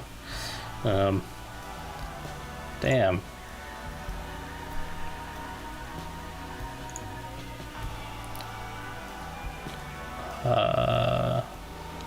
All right. I'm gonna add that to my my watch list. Thank you very much, bourgeoisie. It's got a lot of Monty Python, a bunch of cameos from it. That's pretty cool. Yeah, we'll check that out. I should watch Klaus for the 5th time after this. Hell yeah, man. What was I saying? So it's the movie, the animated movie I was watching is called Felidae. Felidae, I think. Which I think is the Latin name for cats or something. I went into it. I knew it was a movie about like it's all from the perspective of a cat that moves in with its owner in a new neighborhood, and there's like a mystery. It's a bit dark, but holy shit, it was not. It's a fucking traumatic movie. Like I almost don't even want to talk about it. It was so. Just it was the plot is like, so this cat moves in with its owner, and then he meets another, like a stray cat, where they find out like someone is killing all these cats in the neighborhood, these stray cats, and there's a whole it's well made, but it's really really gross and gory, and a lot of cats die, and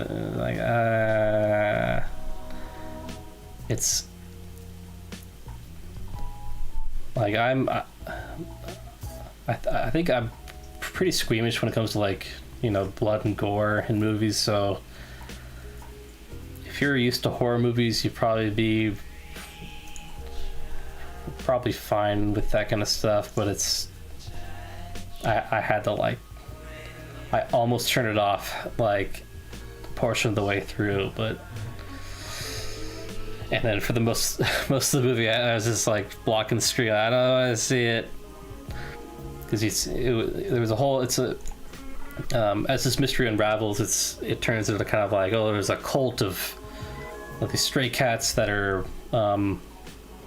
like sacrificing other cats to appease some kind of cat god, I think. But then that evolves into some other conspiracy, and then there's more conspiracies, and more horrible things happen to cartoon cats, and it's like, So do your research when looking up animated West German movies. But I think I found out about it because there's a film restoration label that announced they'd be doing a restoration of it. It's like, oh, I'll check this out. I've seen one screenshot. It's a little cat there. That seems fun. A cat mystery. And it wasn't. I didn't. So I kind of had to like. I think after that I watched as a palate cleanser, I watched the original Ichabod and Mr. Toad, and the animated Disney movie. That's a great movie. I really like it's.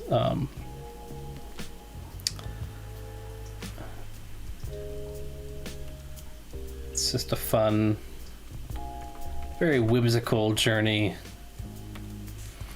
with these two classic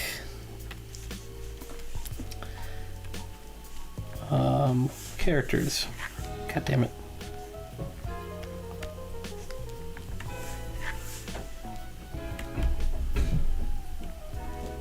It almost made me forget about the trauma of the German cat movie.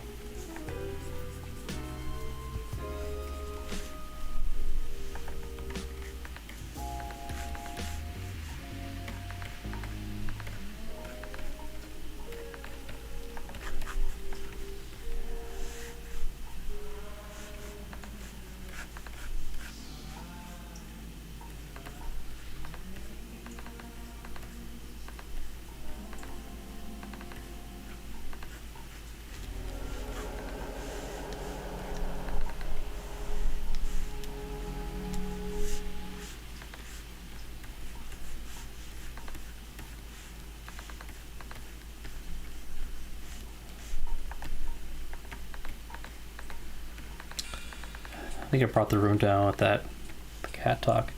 Speaking of King Gizzard, holy F, King Gizzard's album. Haven't seen many German movies. Watched a lot of foreign stuff, but not much German. I watched a few weeks ago actually I watched the Emoji Movie, and it's a whole can of worms there. But afterwards, I needed a palate cleanser, so I watched the original Nosferatu, which is a German, obviously a classic freaking movie I'd never seen before. But that's an incredible freaking movie. Oh my god, so goddamn scary.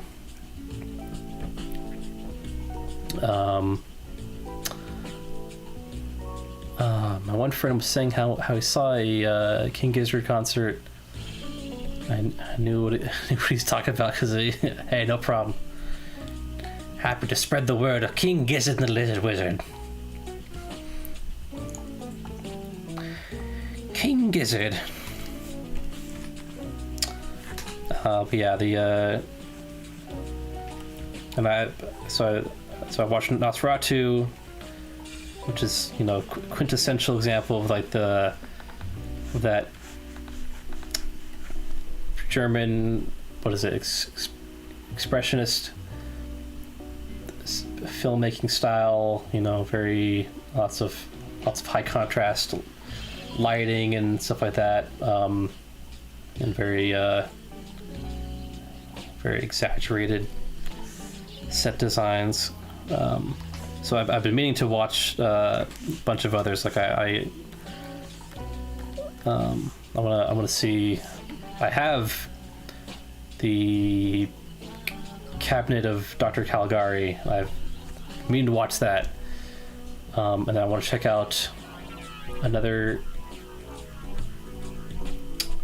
the Golem, I think, is another expressionist era German movie, and then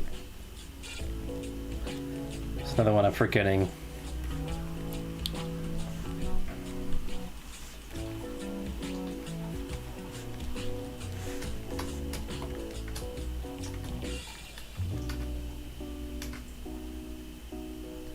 That looks weird. Let's do this.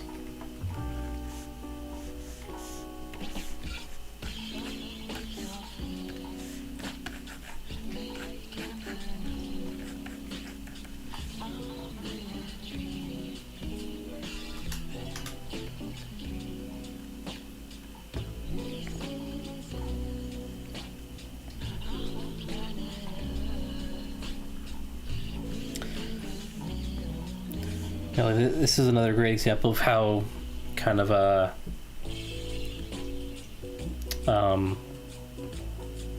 like how different every King Gizzard Lizard, oh my god, King Gizzard and Lizard Wizard, how their sound is like almost completely different with a lot of their albums. This is super mellow, very kind of indie. What am I looking for? What am I doing? I need. And if you go and listen to, you know, the album I recommended earlier, Nonagon Infinity, it's a completely different, you know, sound entirely. So I think that's what draws me to them a lot. It's like they have a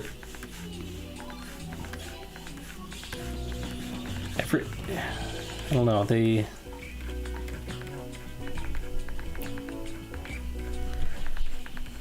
really mostly rock sounding.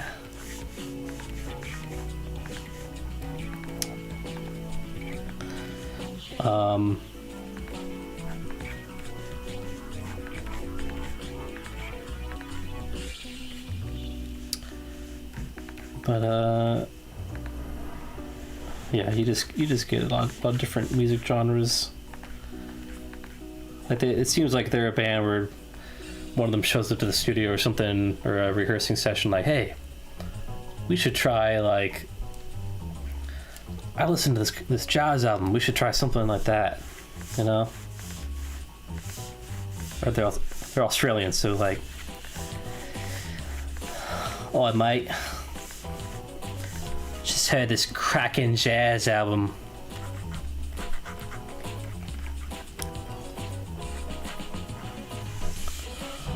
Oh, we'll give it a go, innit? That's British. Hello, Kelly HTF. Welcome. I'm just drawing a pumpkin eating a candle. So it's your average Saturday night, you know what I'm saying? You know what I'm saying.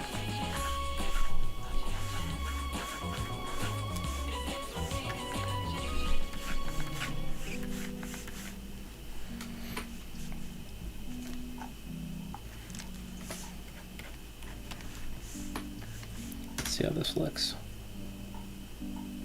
Alright, got some more frames there.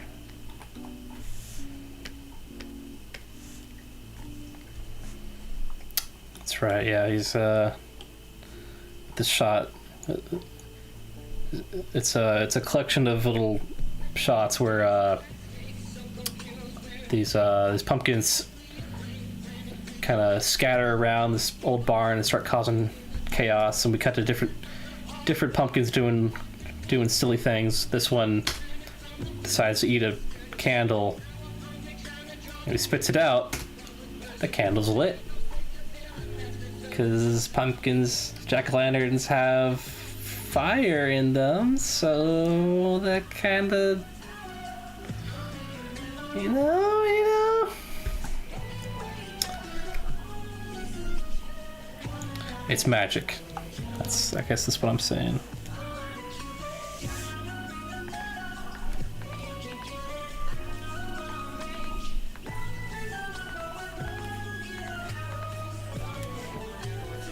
Oh, I keep forgetting to do a Cameron's Music Corner.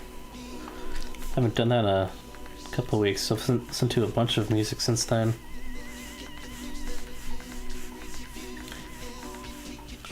I think I need to find a way to show the album covers before I do that, because I think that's,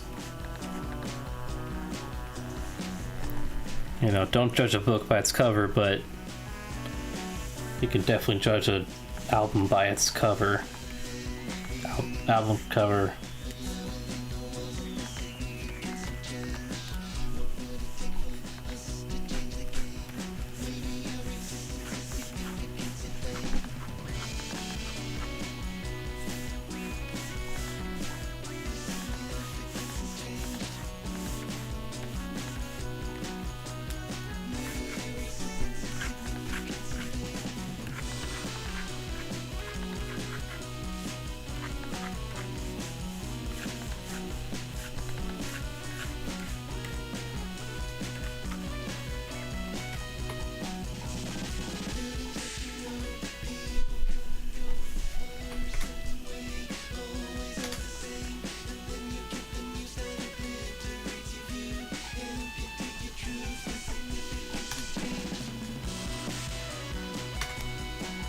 Need one more little frame right there.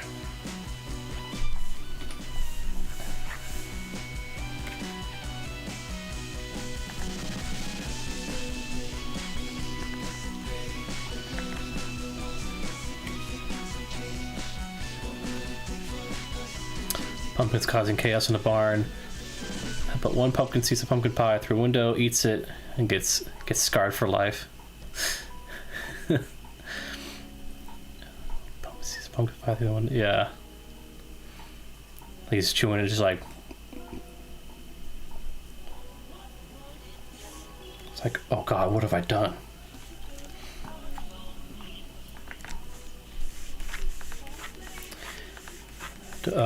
There is a pumpkin pie joke in this animation I'm working on, so don't worry.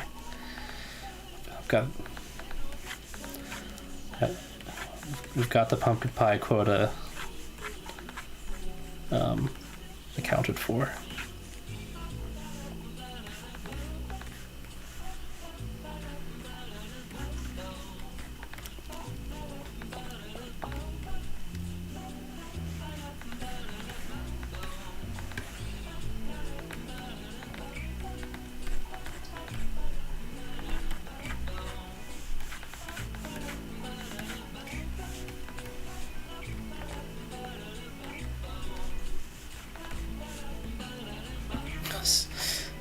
A little weird in between here.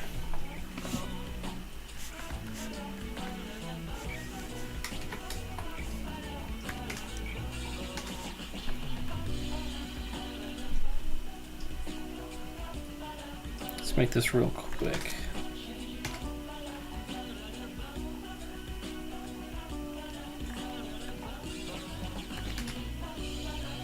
There we go. That's oh yeah, gotta have some weird in betweens. Watch the Dover Boys by Chuck Jones. Check out some of those fucking smear frames. Let's see here.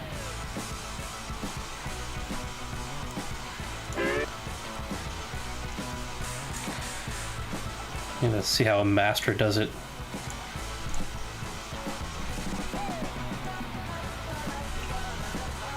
I'm gonna show this one part.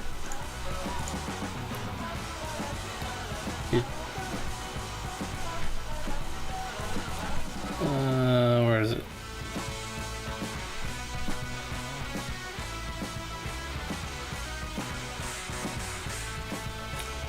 I'd play this whole thing, but I feel like the copyright would be some kind of copyright shenanigans. Oh, where's the fuck is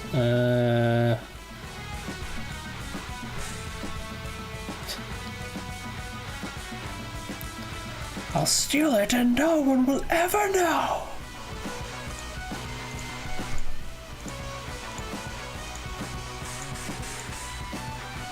Alright, here we go. So watch how. So here's what animation's all about. Got your key pose here. Hold on it, and then you just start smearing. Just oh, look at that. So the camera, if we just play it normally, look how quick that is. Boop, boop, boop. Just like that, 2 seconds. If you slow it down, come frame by frame here, YouTube, you can see the individual smear frames. So that's your key pose here. And this is all in ones too, so or ones as well. So you got 1 frame, 2, 3, 4, and you hold on that. Oh no, so that's the final keyframe there. That's the pose where he's holding the door, but they haven't even panned over yet. He's striking that pose, to pull the door open. Oh my God. This is 1942. So that's like, you know, 1, 2, 3, 4, 5 drawings. Or 6, I don't know if I counted the starting key. Just the quickest possible animation. Let's go. I'm gonna go back or go forward to the. There's no easing or anything on the camera move too. Just bam, there you go. There you go. And then opens the door. Look at that. Look at the. Just. Also, you know, even if it's a weird smear frame, just blobby shape like this, these are still S curves. Oh shit. I pressed play. He's still want to use S curves and C curves and all that stuff. Keep that line of action going. So see how the door opens too? It's just, you're just kind of faking motion blur. And then boop, it's open. So that way, back then you didn't have to animate the door opening and drawing like all of those little locks and latches there. Instead, you just draw that. You know, 4 straight lines and a couple of C curves there. Or 5 straight lines. And I love this so much. Just as a note, like the viewer should never be able to see any of this, but with the power of like YouTube and modern technology, you can like, you know, go frame by frame. So, but look how crazy that is. Just look how it grabs her too.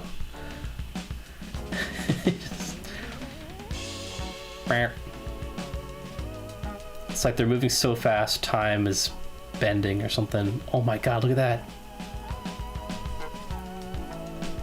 Whoop. And then grabs the door.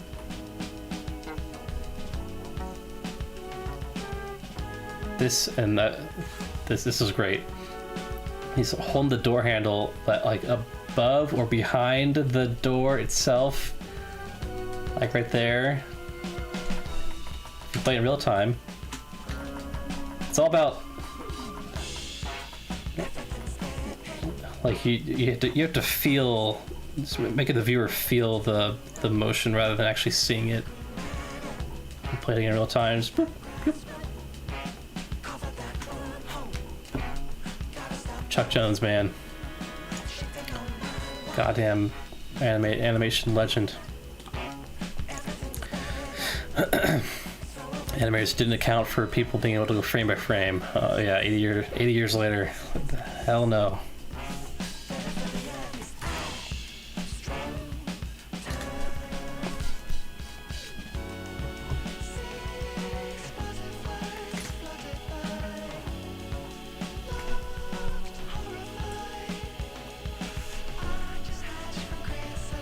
Here I am doing animation, or doing in-betweens like a fool. I could be smearing all this, but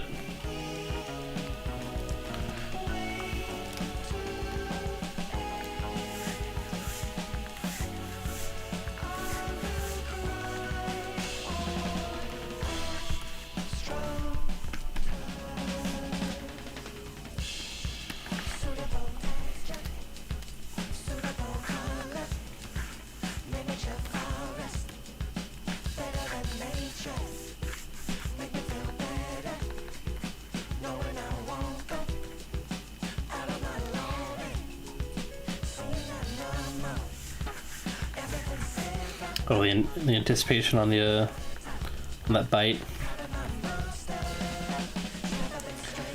Yeah, those are hard actions to get right. There's a lot of frames in there. And I can already see, like near the nose, kind of bulges out awkwardly at the end there. So I gotta fix that right now, kinda.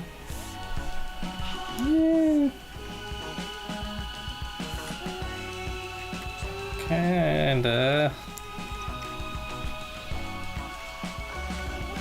I'll go back and fix that later, but yeah, it's weird how in animation, oh, that's creepy. It's easier to animate something moving fast than it is to animate something moving very slow. Because usually the faster something is, the less time, you know, it'll either spend on screen or it's moving so fast, like you've seen, like I just showed in the in the Chuck Jones video in the animation. Like it's moving so fast. That character is moving so freaking fast across the screen. If you were to see that in real life, it would look the exact same as the animation. It'd just be motion blur, you know. Like trying to look at a sports car driving past you at 100 miles an hour. It's gonna look like a blur. So that's the same effect in animation, where like something is moving fast. You don't have to draw that many frames. You know, it's just boop, zips by real quick. Whereas something moving slow, you know, my hand moving slow like that. Whoa! Like you still have to draw all those new. Every frame, my hand moves up, my fingers move apart a little slower or a little farther apart. Gotta keep drawing and drawing and drawing. So that's usually why like cartoons are so fast paced. Most of the part is or mostly because, you know, the intended audiences like children.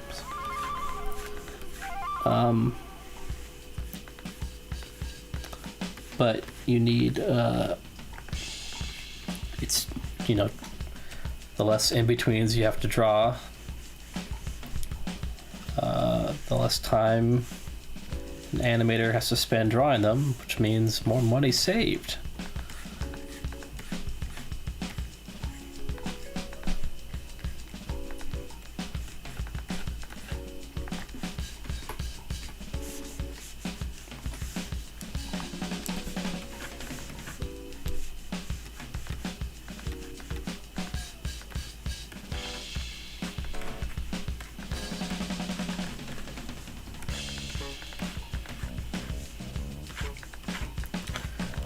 I should play the. I was watching another documentary about. Oh, excuse me. Oh my God. About Richard Williams and his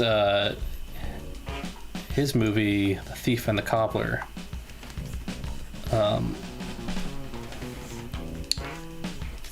So Richard Williams is pretty much like the,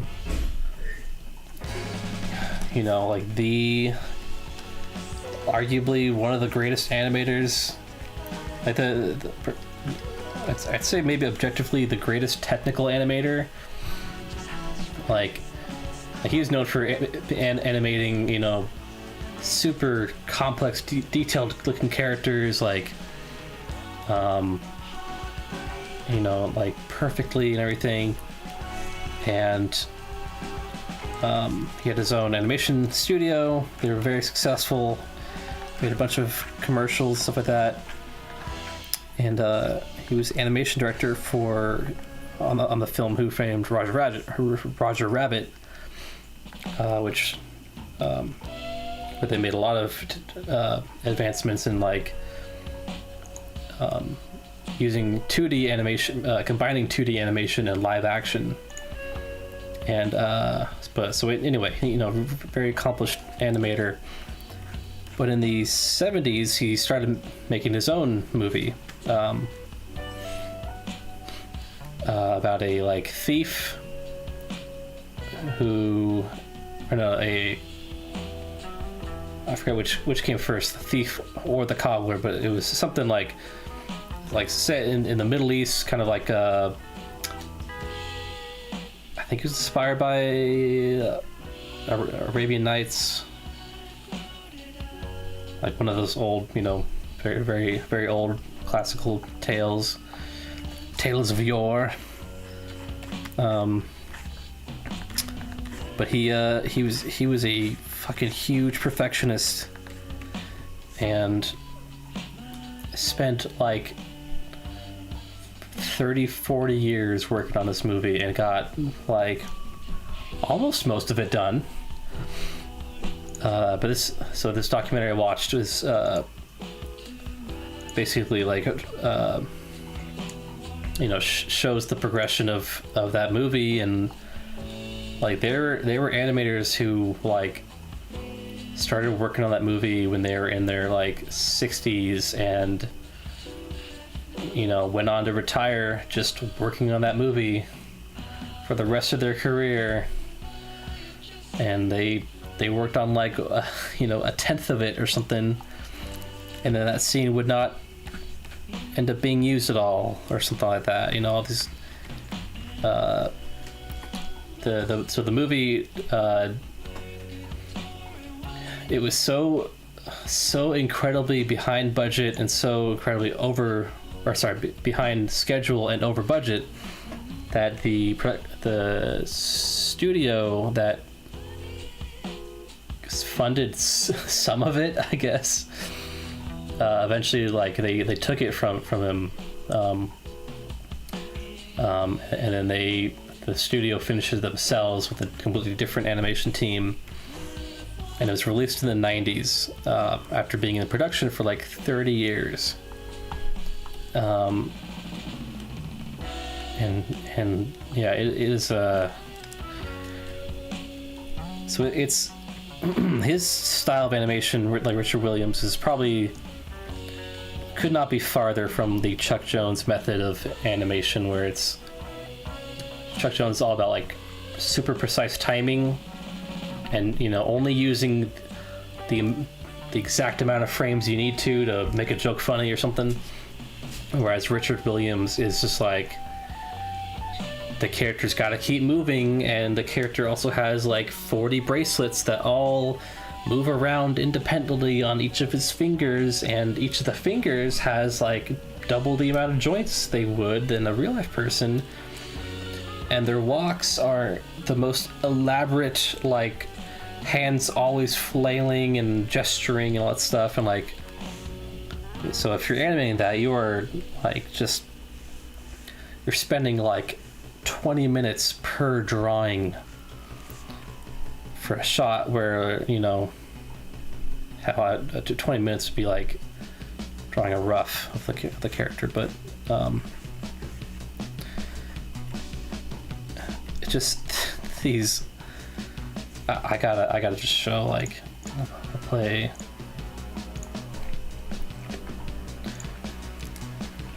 It's insane. Thief and the Cobbler. My cards.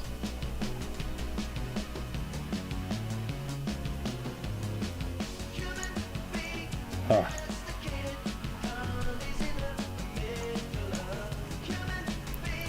So here's like the extreme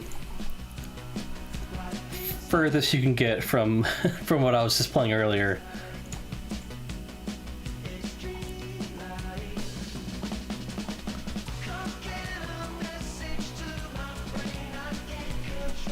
Just play the audio. And I control the depths.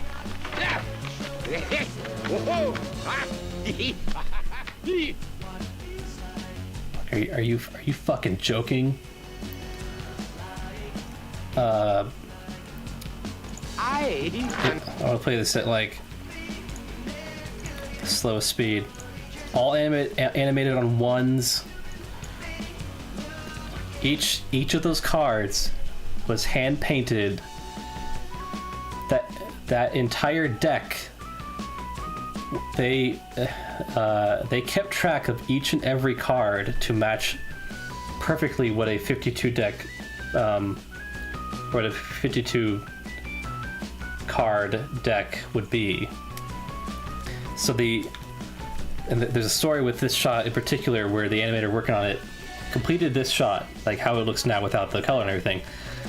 He showed it to Richard Williams, and this I think it took him 3 months. 3 months to just finish the animation. No color or anything, no finished line work, just the rough animation. And Richard Williams took one look at it and was like, yeah, no, like, you know, he paused, showed him here, and basically said like, this card should be like a spade. Redo it. And he had to redo, the animator had to redo this entire shot because one of these cards was a duplicate of some other card, and it wouldn't be an exact 52 card deck or whatever, like. So you could see how this movie, with this hyper perfectionist, or under the reign of this hyper perfectionist, you know, took at least 30 years and was ultimately never finished by him, you know. But got some incredible fucking animation out of it. Let's play this again. Oh yeah, this is it. I have power over Set quarter speed. though they may appear complex.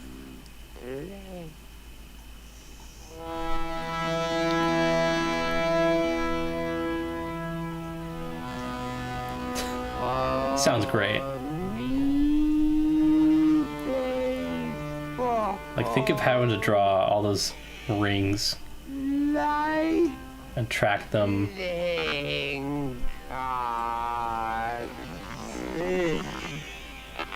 And I control the depths.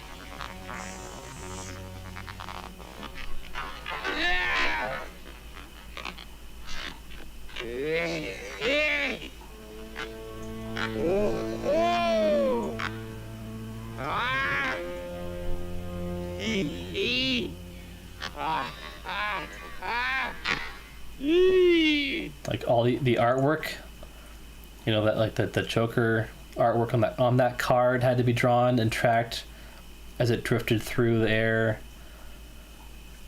Like each of the individual cards in that stack had to be drawn out and everything. Like, I'm gonna play at normal speed, like it's meant to be seen, but I have power over people, though they may appear complex.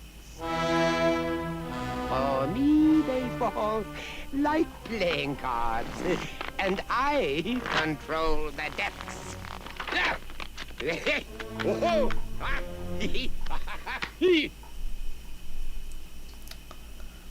dude,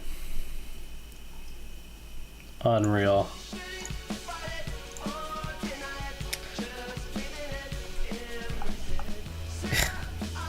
What kind of mad god can animate an entire deck of cards with each card moving independently?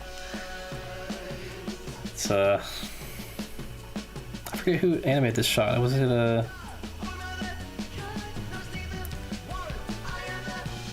gonna guess like Ken Harris, probably.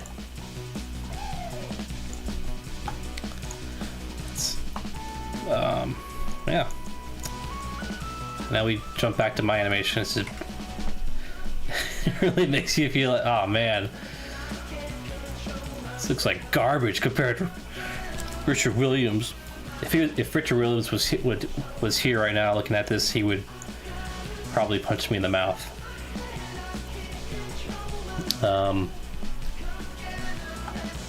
Yeah, how on earth do you even... time, patience, pain, yeah. Truly a hard ass. I mean, perfectionist. Well, yeah, I don't know if I ever want to be Richard Williams, like, because then you never get anything done. You'd never ever finish anything. It'd be like oh, sorry guys, the Halloween animation isn't going to be ready because I have to animate this pumpkin shot for the next 2 years, and then after that I'll animate the rest of it over the course of like 20 years, and then eventually after 20 years I'll come back to this shot and redo it, because after 20 years I'll be a better artist. So, you know, why not just go back and redo it? Like, oh god.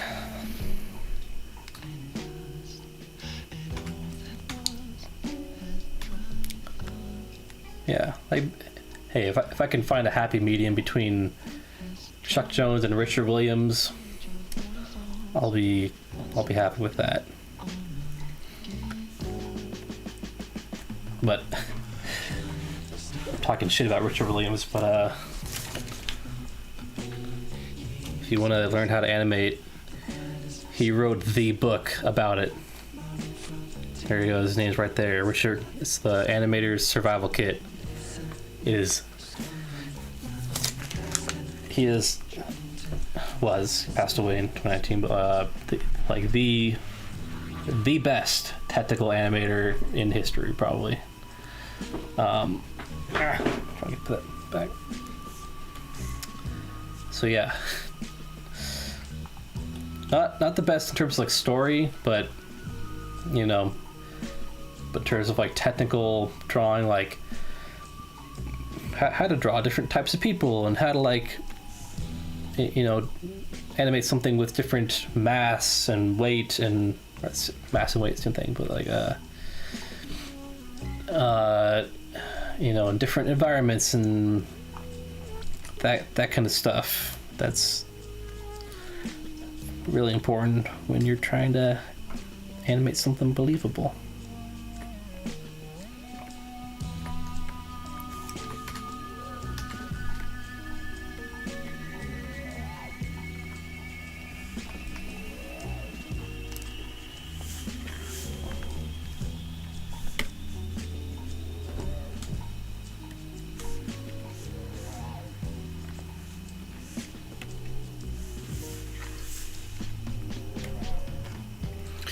Time are we at? 9:30.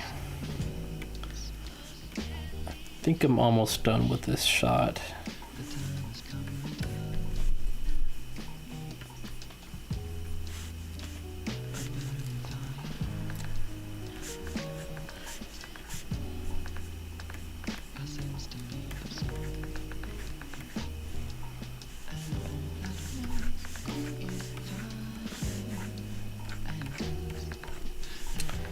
Oh, but that, I think so.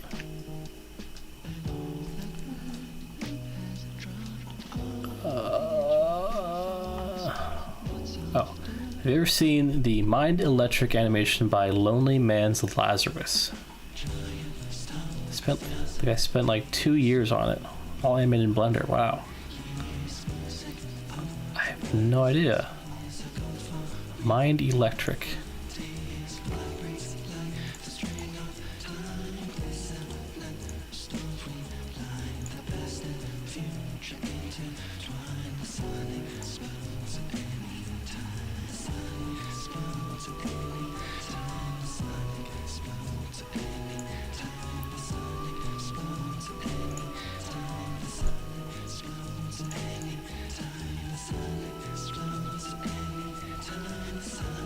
Oh, it's a,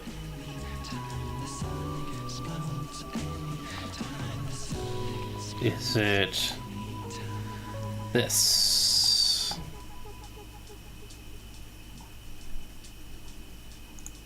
So it's a lot of frames. Is it a... It's glory over me. I've a good heart, I'll be at peace.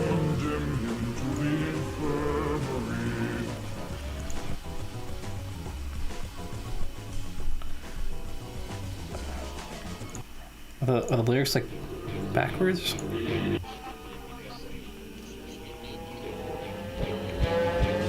All my towers crumble down, the flowers gasping under rubble, striking in all thy genius sates a thirst for trouble, scattering sparks of thought energy, deliver me and carry me away. You're my kingdom, I'm your lord, I order you to power and great.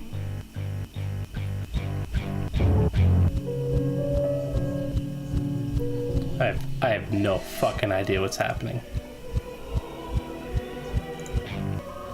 Based on the song Mind Electric, the album Hawaii Part 2 by Miracle Musical. Well, that really clears things up. Thanks, $4.99.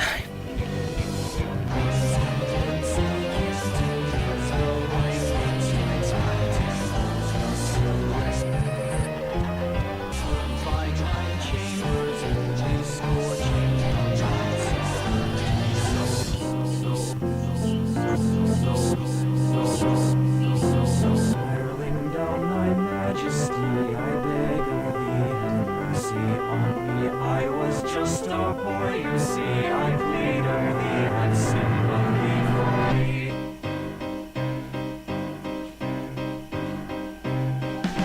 See the surf with the rose, and they give it all they've got, and they give it all they've got, and you give it all. I feel like he's using some kind of frame interpolation. It's like very smooth, but there's more. I don't know.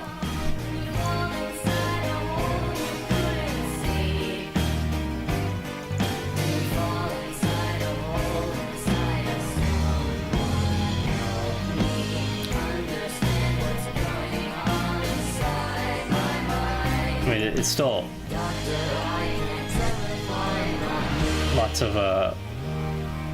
lots of frames going on.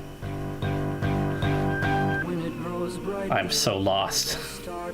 But I think I'm supposed to be lost, so.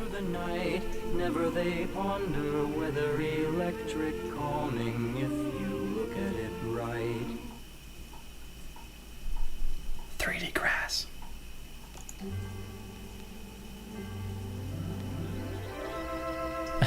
Animated by Daisy. It's just in. Huh.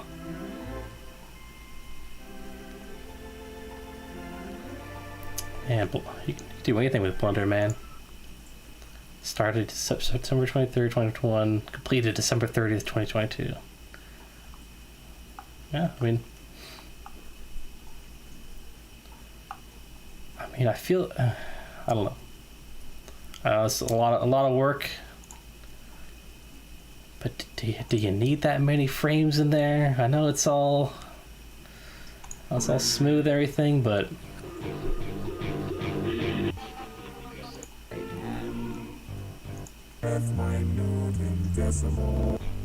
it's all a lot of extra work. I don't know,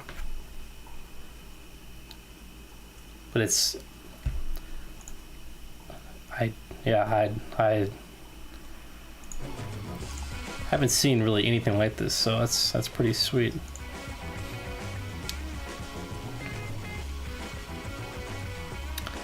What?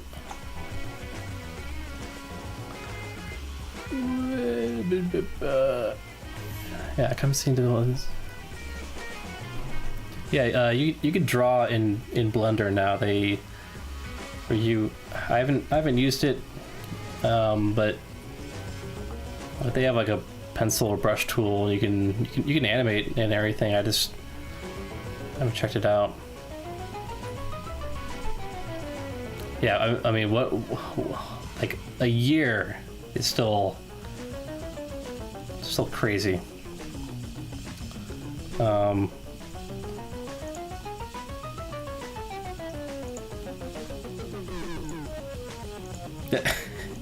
Yeah, there's a lot of great, like, yeah, actually, I want to see what's going on here. So, like,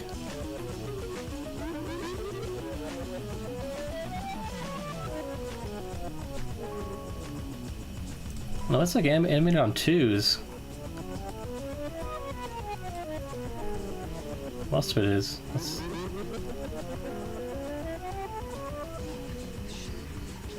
Oh, gotta watch that arc there.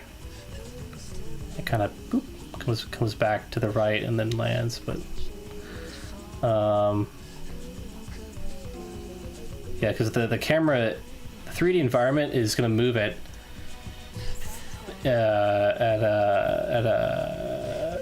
on 1s because it's a computer.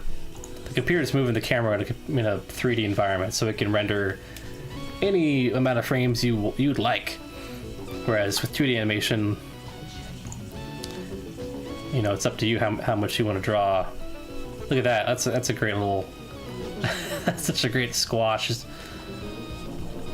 fucking head just collapses into his crotch there. Or is that kind of like foreshortening with the foot?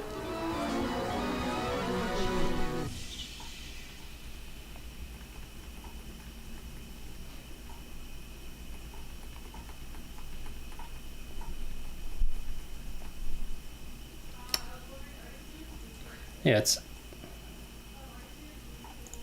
interesting. Look at that.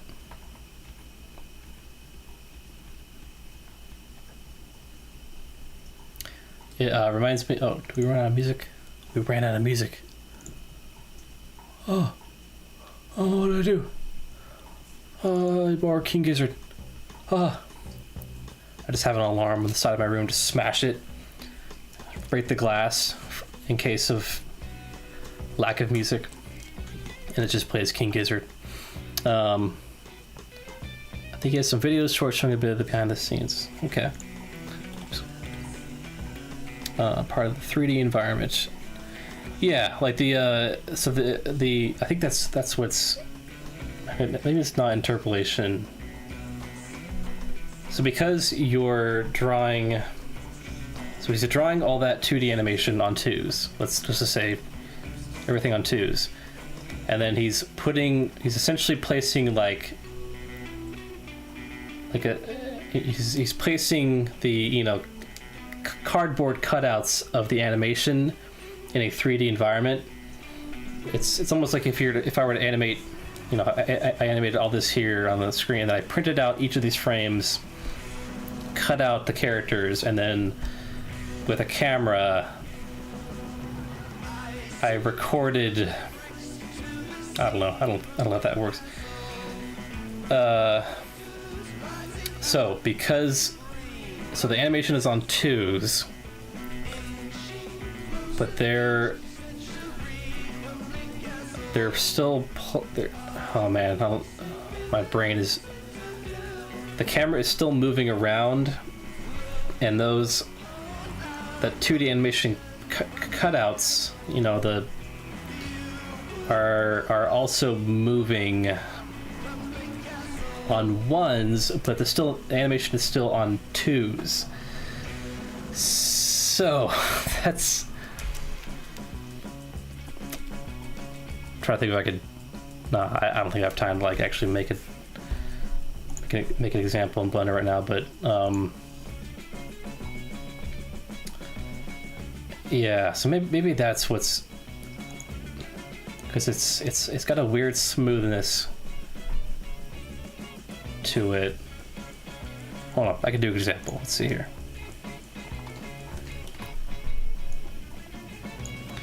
So let's say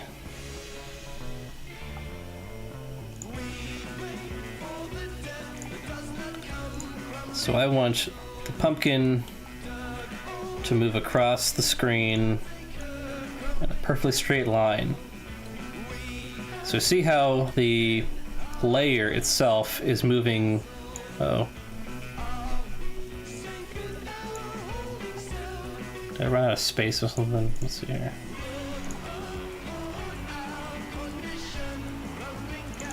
Oh god. Oh my god, everything's gone to shit. Oh god. Oh, fuck. 1 second, everybody.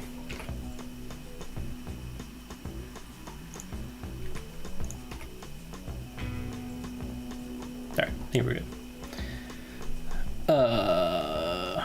We're still live and no one's... My computer didn't just break. I think we're good. Okay. So you see how... so the camera movement is being animated on 1s by the computer. But the actual animation is on like 2s and 3s and 4s and all that stuff. So in 3D environment, the animation is going to be on 2s, and the camera will still be moving at 1s, and I have lost interest in what I was talking about. So, yeah. Either way, it's a ton of fucking work to animate something for a year, and then, man, and I think that was still like 3 minutes of animation in total. That's a lot.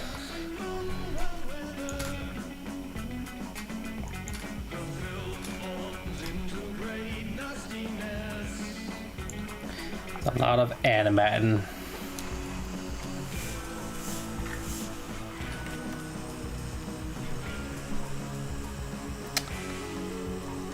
Oh yeah, I was gonna say, it also reminds me of another animator. It goes by, I think his name is Jamie R or something.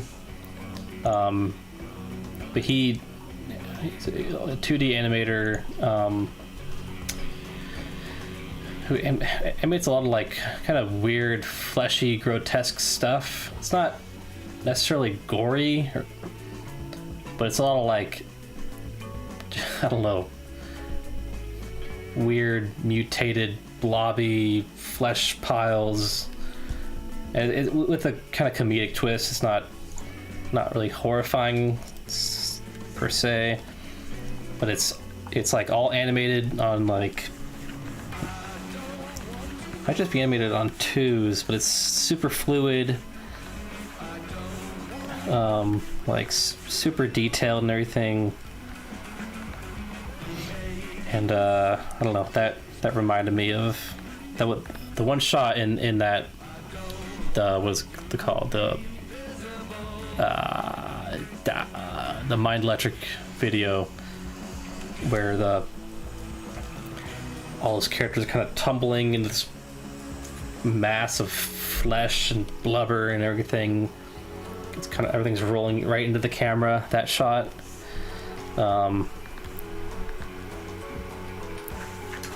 Yeah, that reminded me of that animator. So check out Jamie R, I think is the name.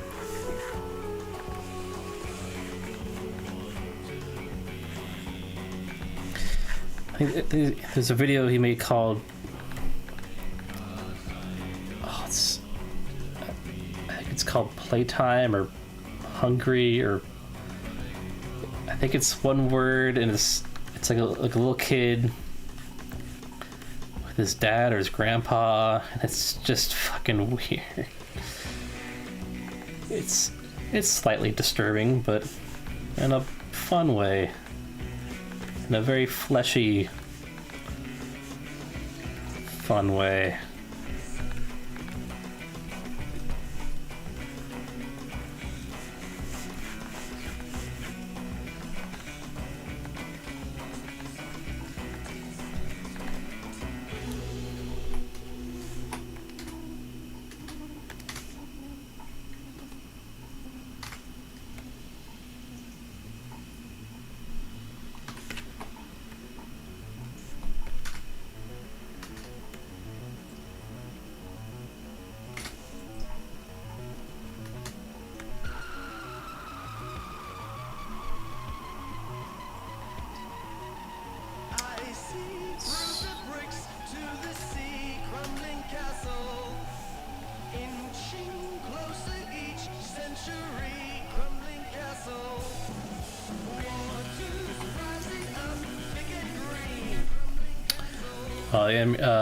Jamie R. Hold on, let me. If I can find a link or something. I think a link. I think.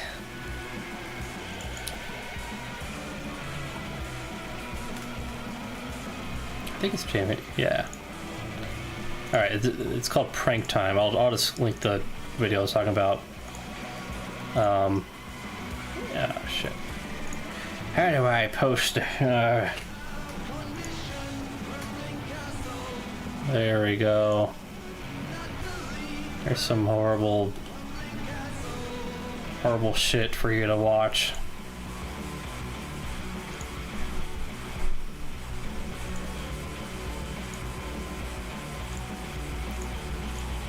Oh.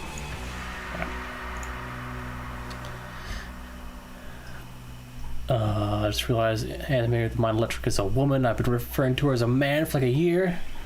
You sexist pig. $4.99.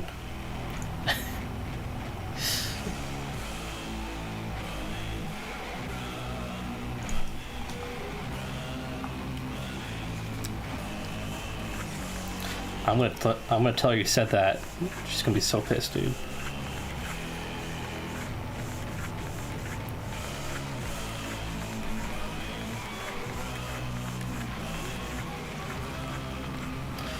Now that, you know, I had a question about that animator, but now it's gonna sound really fucking creepy if I ask it, 'cause she's a woman.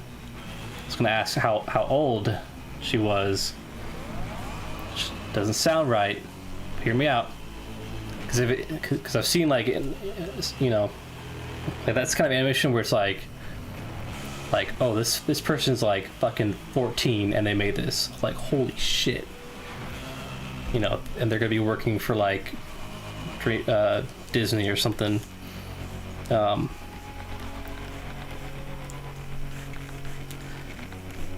But now I'm a creep. All right. Like, how old is she? It's possibly the worst thing I could ask about some random animator. But I had that question before you said that $4.99, so all right.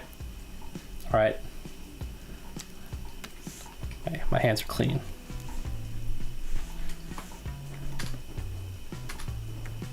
Oh, that doesn't look great.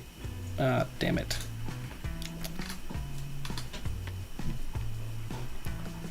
Let's just do that there. Oh. Yeah, you understand what I mean, right? I mean, I'm not trying to be. I'm not.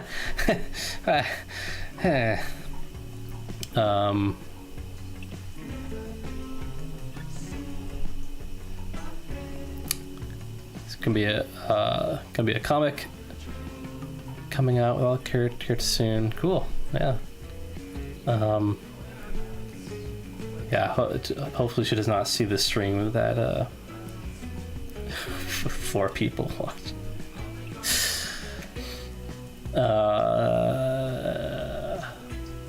Impressive when people matter gender make people famous. Hell yeah. Yeah. It's like there's. Like, back to Richard Williams, he was like, in the documentary, which the documentary is called Persistence of Vision. I recommend everyone who's even slightly interested in animation check it out, because it's still just it's an interesting deep dive into an individual who is obsessed with completing a film, you know. But they show one of Richard Williams' early animations from when I think he was like 16, and he was talking about like, oh yeah, I was drawing this in geography class in high school or something, and the teacher I don't know, the teacher would like allow him to do it because it's like, well, whatever. It's the 40s, who cares, you know, that kind of thing. But it's that animation is like fucking better than professional animators working like in the industry right now. It is like I think it was a walk cycle of like a, you know, like a I think it was a dog or a humanoid dog character, like, I don't know, but it had so much like secondary animation and follow through, and you know, the hands had like sleeves that were independently animated and waving around as he walked, and he's like bobbing his head, all that stuff, and it's like the line work is fucking super clean, and like some 16-year-old. Oh my god, how the fuck? And that's why Richard Williams is became Richard Williams.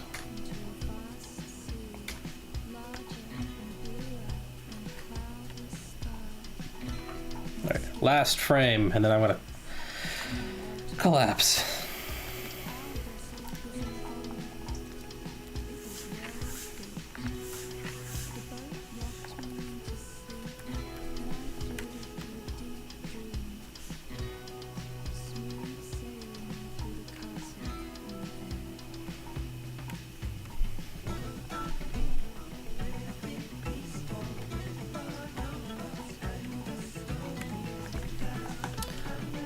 Going to turn. Oh, the animator is 24. Okay. I mean, yeah, I was. If you go back almost 4 years and look at some of the stuff I was making. Nuh-uh.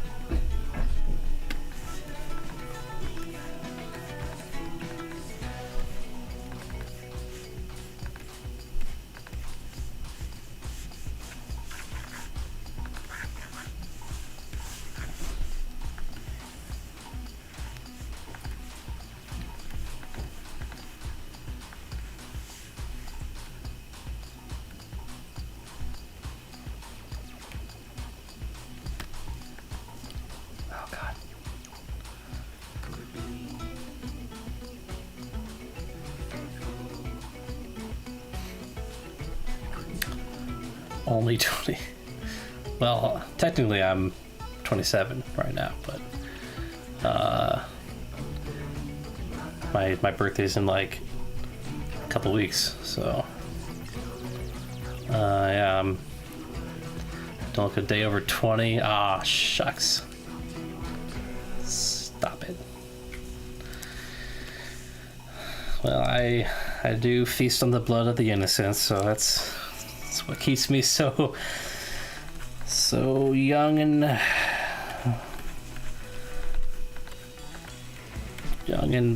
don't know.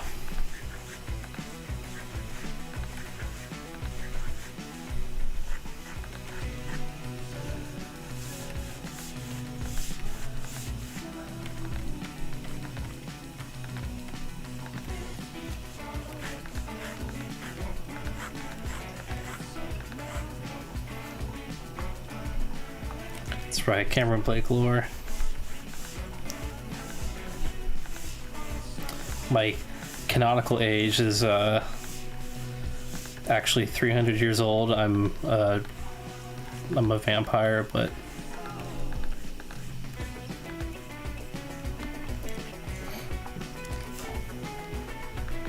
I'm actually Nosferatu. Oh. Yeah. Hell yeah, born October. Fun fact, this probably explains a lot about me, but my birthday is on the same day that Sputnik was launched into space in 1957. I don't want to say my birthday because, you know, but if you're smart enough, you can figure it out. So that's why every year I post a little Happy Sputnik Day drawing or something.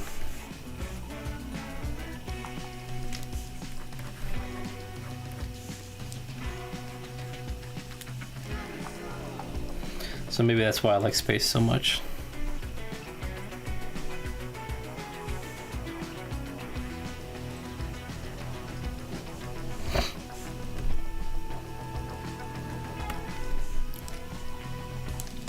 That nose is way too far. Simply must be moved back.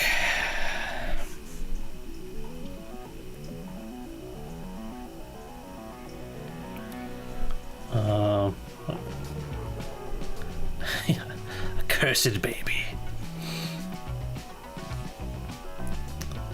Hell yeah. You know, I saw the Sputnik crash site in Manitowoc. Holy shit. Wait. The crash site is Sputnik 1? I know there's only one remaining piece of Sputnik 1 because it burned up. Wasn't it Sputnik 3 or 4 that crashed in Wisconsin? Or I don't know. Okay, Sputnik, yeah. I'm pretty sure Sputnik 1 burned up almost entirely, except for one little arm, what is it? Like a prime, what is it called? Like the little pins that need to be pulled out or before you, I don't know. Some little arming pin survived and it's in a museum. Sputnik 2, I have no fucking idea. And it's, yeah, 3 or 4, or Sputnik 4. Yeah, crash landed. Oh, that's fucking awesome. I gotta see how close that is to me. Like, I might have to make a fucking pilgrimage. Oh, literally just in the middle of the street. Is it? Did they?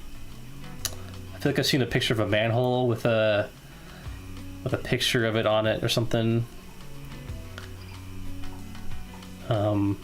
Literally in the middle of a random street.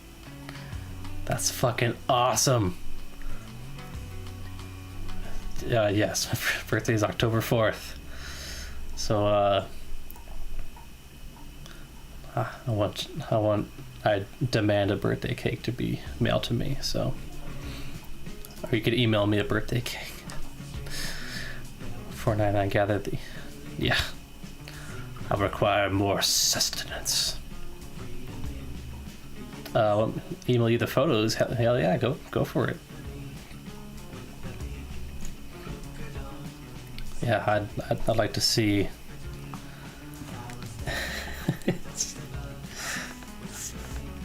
Where do you know which part of Wisconsin Manitowoc is in? Is it like the general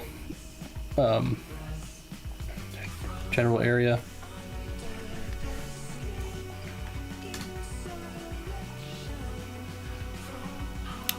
Close to Lake Michigan, okay. I'll keep that in mind. I know in Sparta, Wisconsin is the birthplace of one Deke Slayton, one of the most badass astronauts ever. He was head of, so he was part of the original Gemini 7, the first astronaut class in NASA. He controversially, he was supposed to fly on one of the Apollo missions, but controversially, NASA grounded him because of what they thought was a heart condition. Turned out he was fine, but so to kind of apologize to him, they made him head of the astronaut department, or astronaut committee. He was basically in charge of all the astronauts at NASA. And then later in the 70s, he flew on Skylab, one of the Skylab missions. And I think he flew on the shuttle as well. He was apparently like fucking super tough. Fucking took no shit. You know, from anyone outside the astronauts. He was like, gonna take care of my astronauts. No one touch them. You know, that kind of thing. So I think there's a last time I checked, there was a Deke Slayton and bicycle museum in Sparta, Wisconsin. So I don't know what the story is with the bicycles, but you know, I'll check out some bikes there. Maybe you know, I could see you know, a spacesuit worn by Deke Slayton that went to space, or some old bikes. Gee, I wonder which one I'm gonna go for. Oh, like right on Lake. Okay, so it's probably near like Green Bay or something. I don't know, or Milwaukee or something like that. All right, I think I'm done.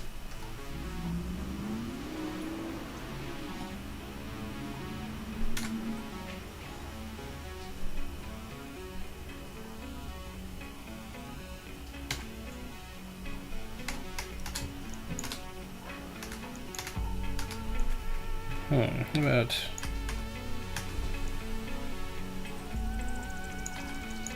let's put that down there.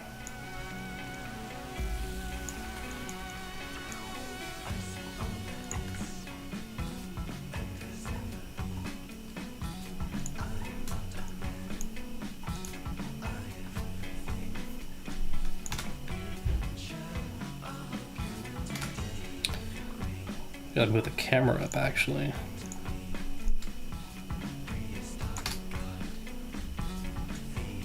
There we go.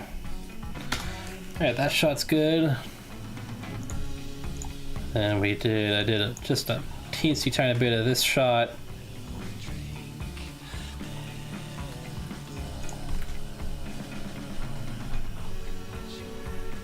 Still have to animate all the background pumpkins too, but I'll do that some other time. And then this shot here. Who the hell are you? Who the hell are you? Who the hell are you? There's eyelid squeezle.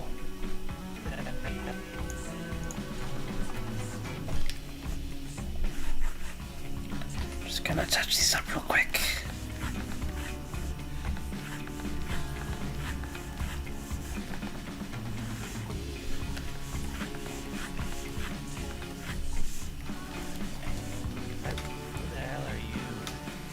Doesn't look that much better. Shit.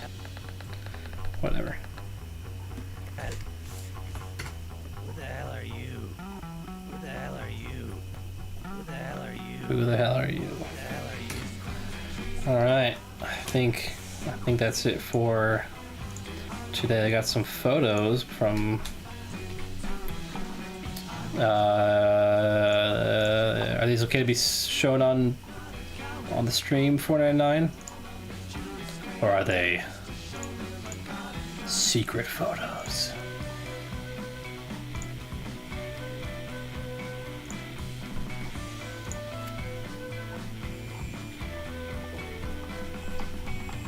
These look like not. These look like photos I can show. Just making sure you're okay with that. Go ahead. Okay, cool. Let's see here.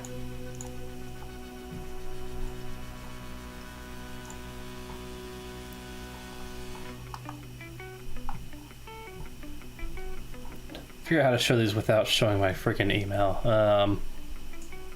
1 second.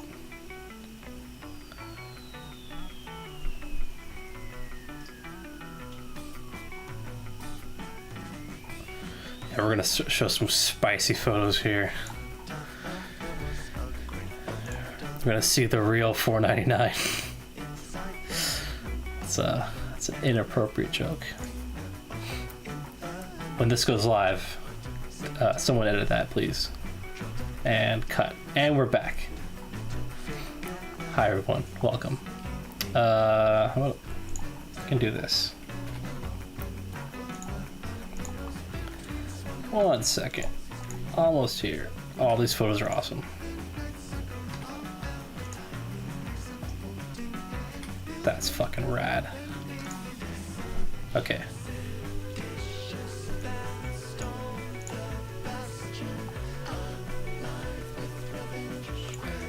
Which one should we do first? Oh man. So that's the crash site.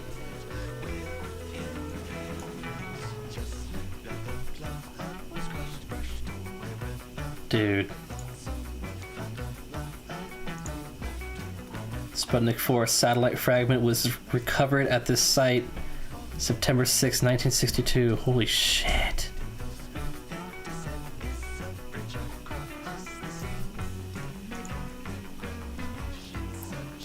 It's a clear early September night. Suddenly the northeastern Wisconsin sky is alight. Around 4 o'clock in the morning, residents throughout the state call to report flashes and streaks overhead. What they don't know is that the Soviet Sputnik 4 spaceship, it's a bit of an exaggeration calling this thing a spaceship, but it's disintegrating as it hurtles through the Earth's atmosphere. As dawn reaches Manitowoc, the city will find itself briefly as the unlikely focal point of the space race between the Soviet...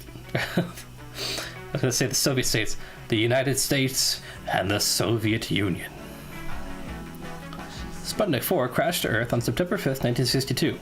Largest recovered piece was found in the early hours of that morning by Manitowoc police officers Ronald Rusbolt and Marvin Bosch in the center of North 8th. Look at this photo, like, yep. Yeah, we found this here satellite. Just fell from the dang old sky. That's my Wisconsin accent. A brass ring on the center lines now indicates the point of impact. For more information on Manitowoc's Sputnik story and to see a cast of the recovered piece created by NASA, please enter the RAR West Art Museum. Wow. Man, so it's right there. That's cool how they kept the exact imprint. Oh man.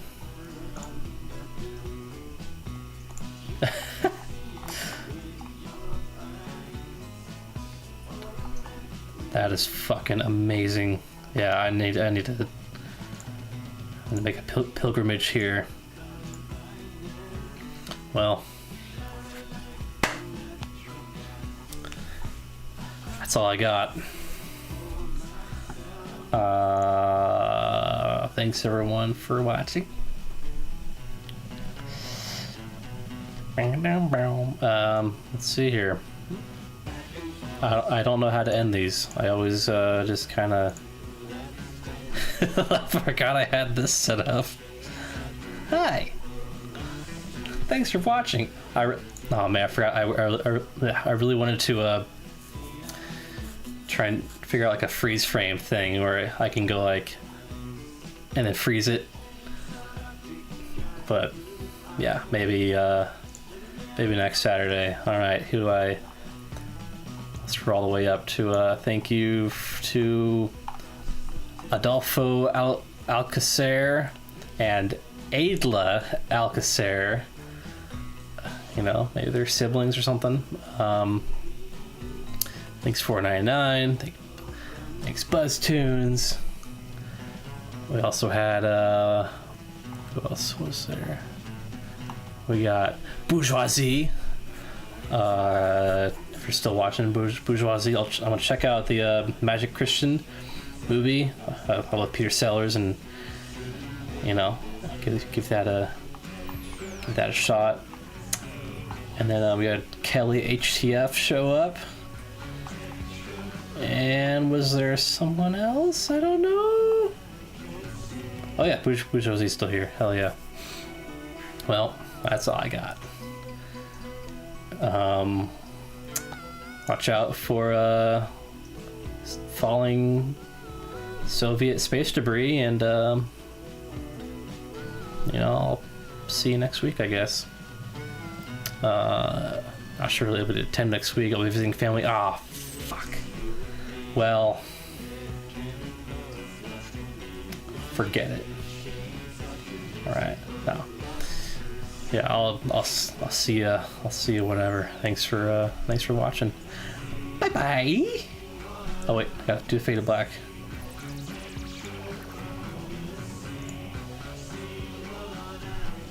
It's getting dark.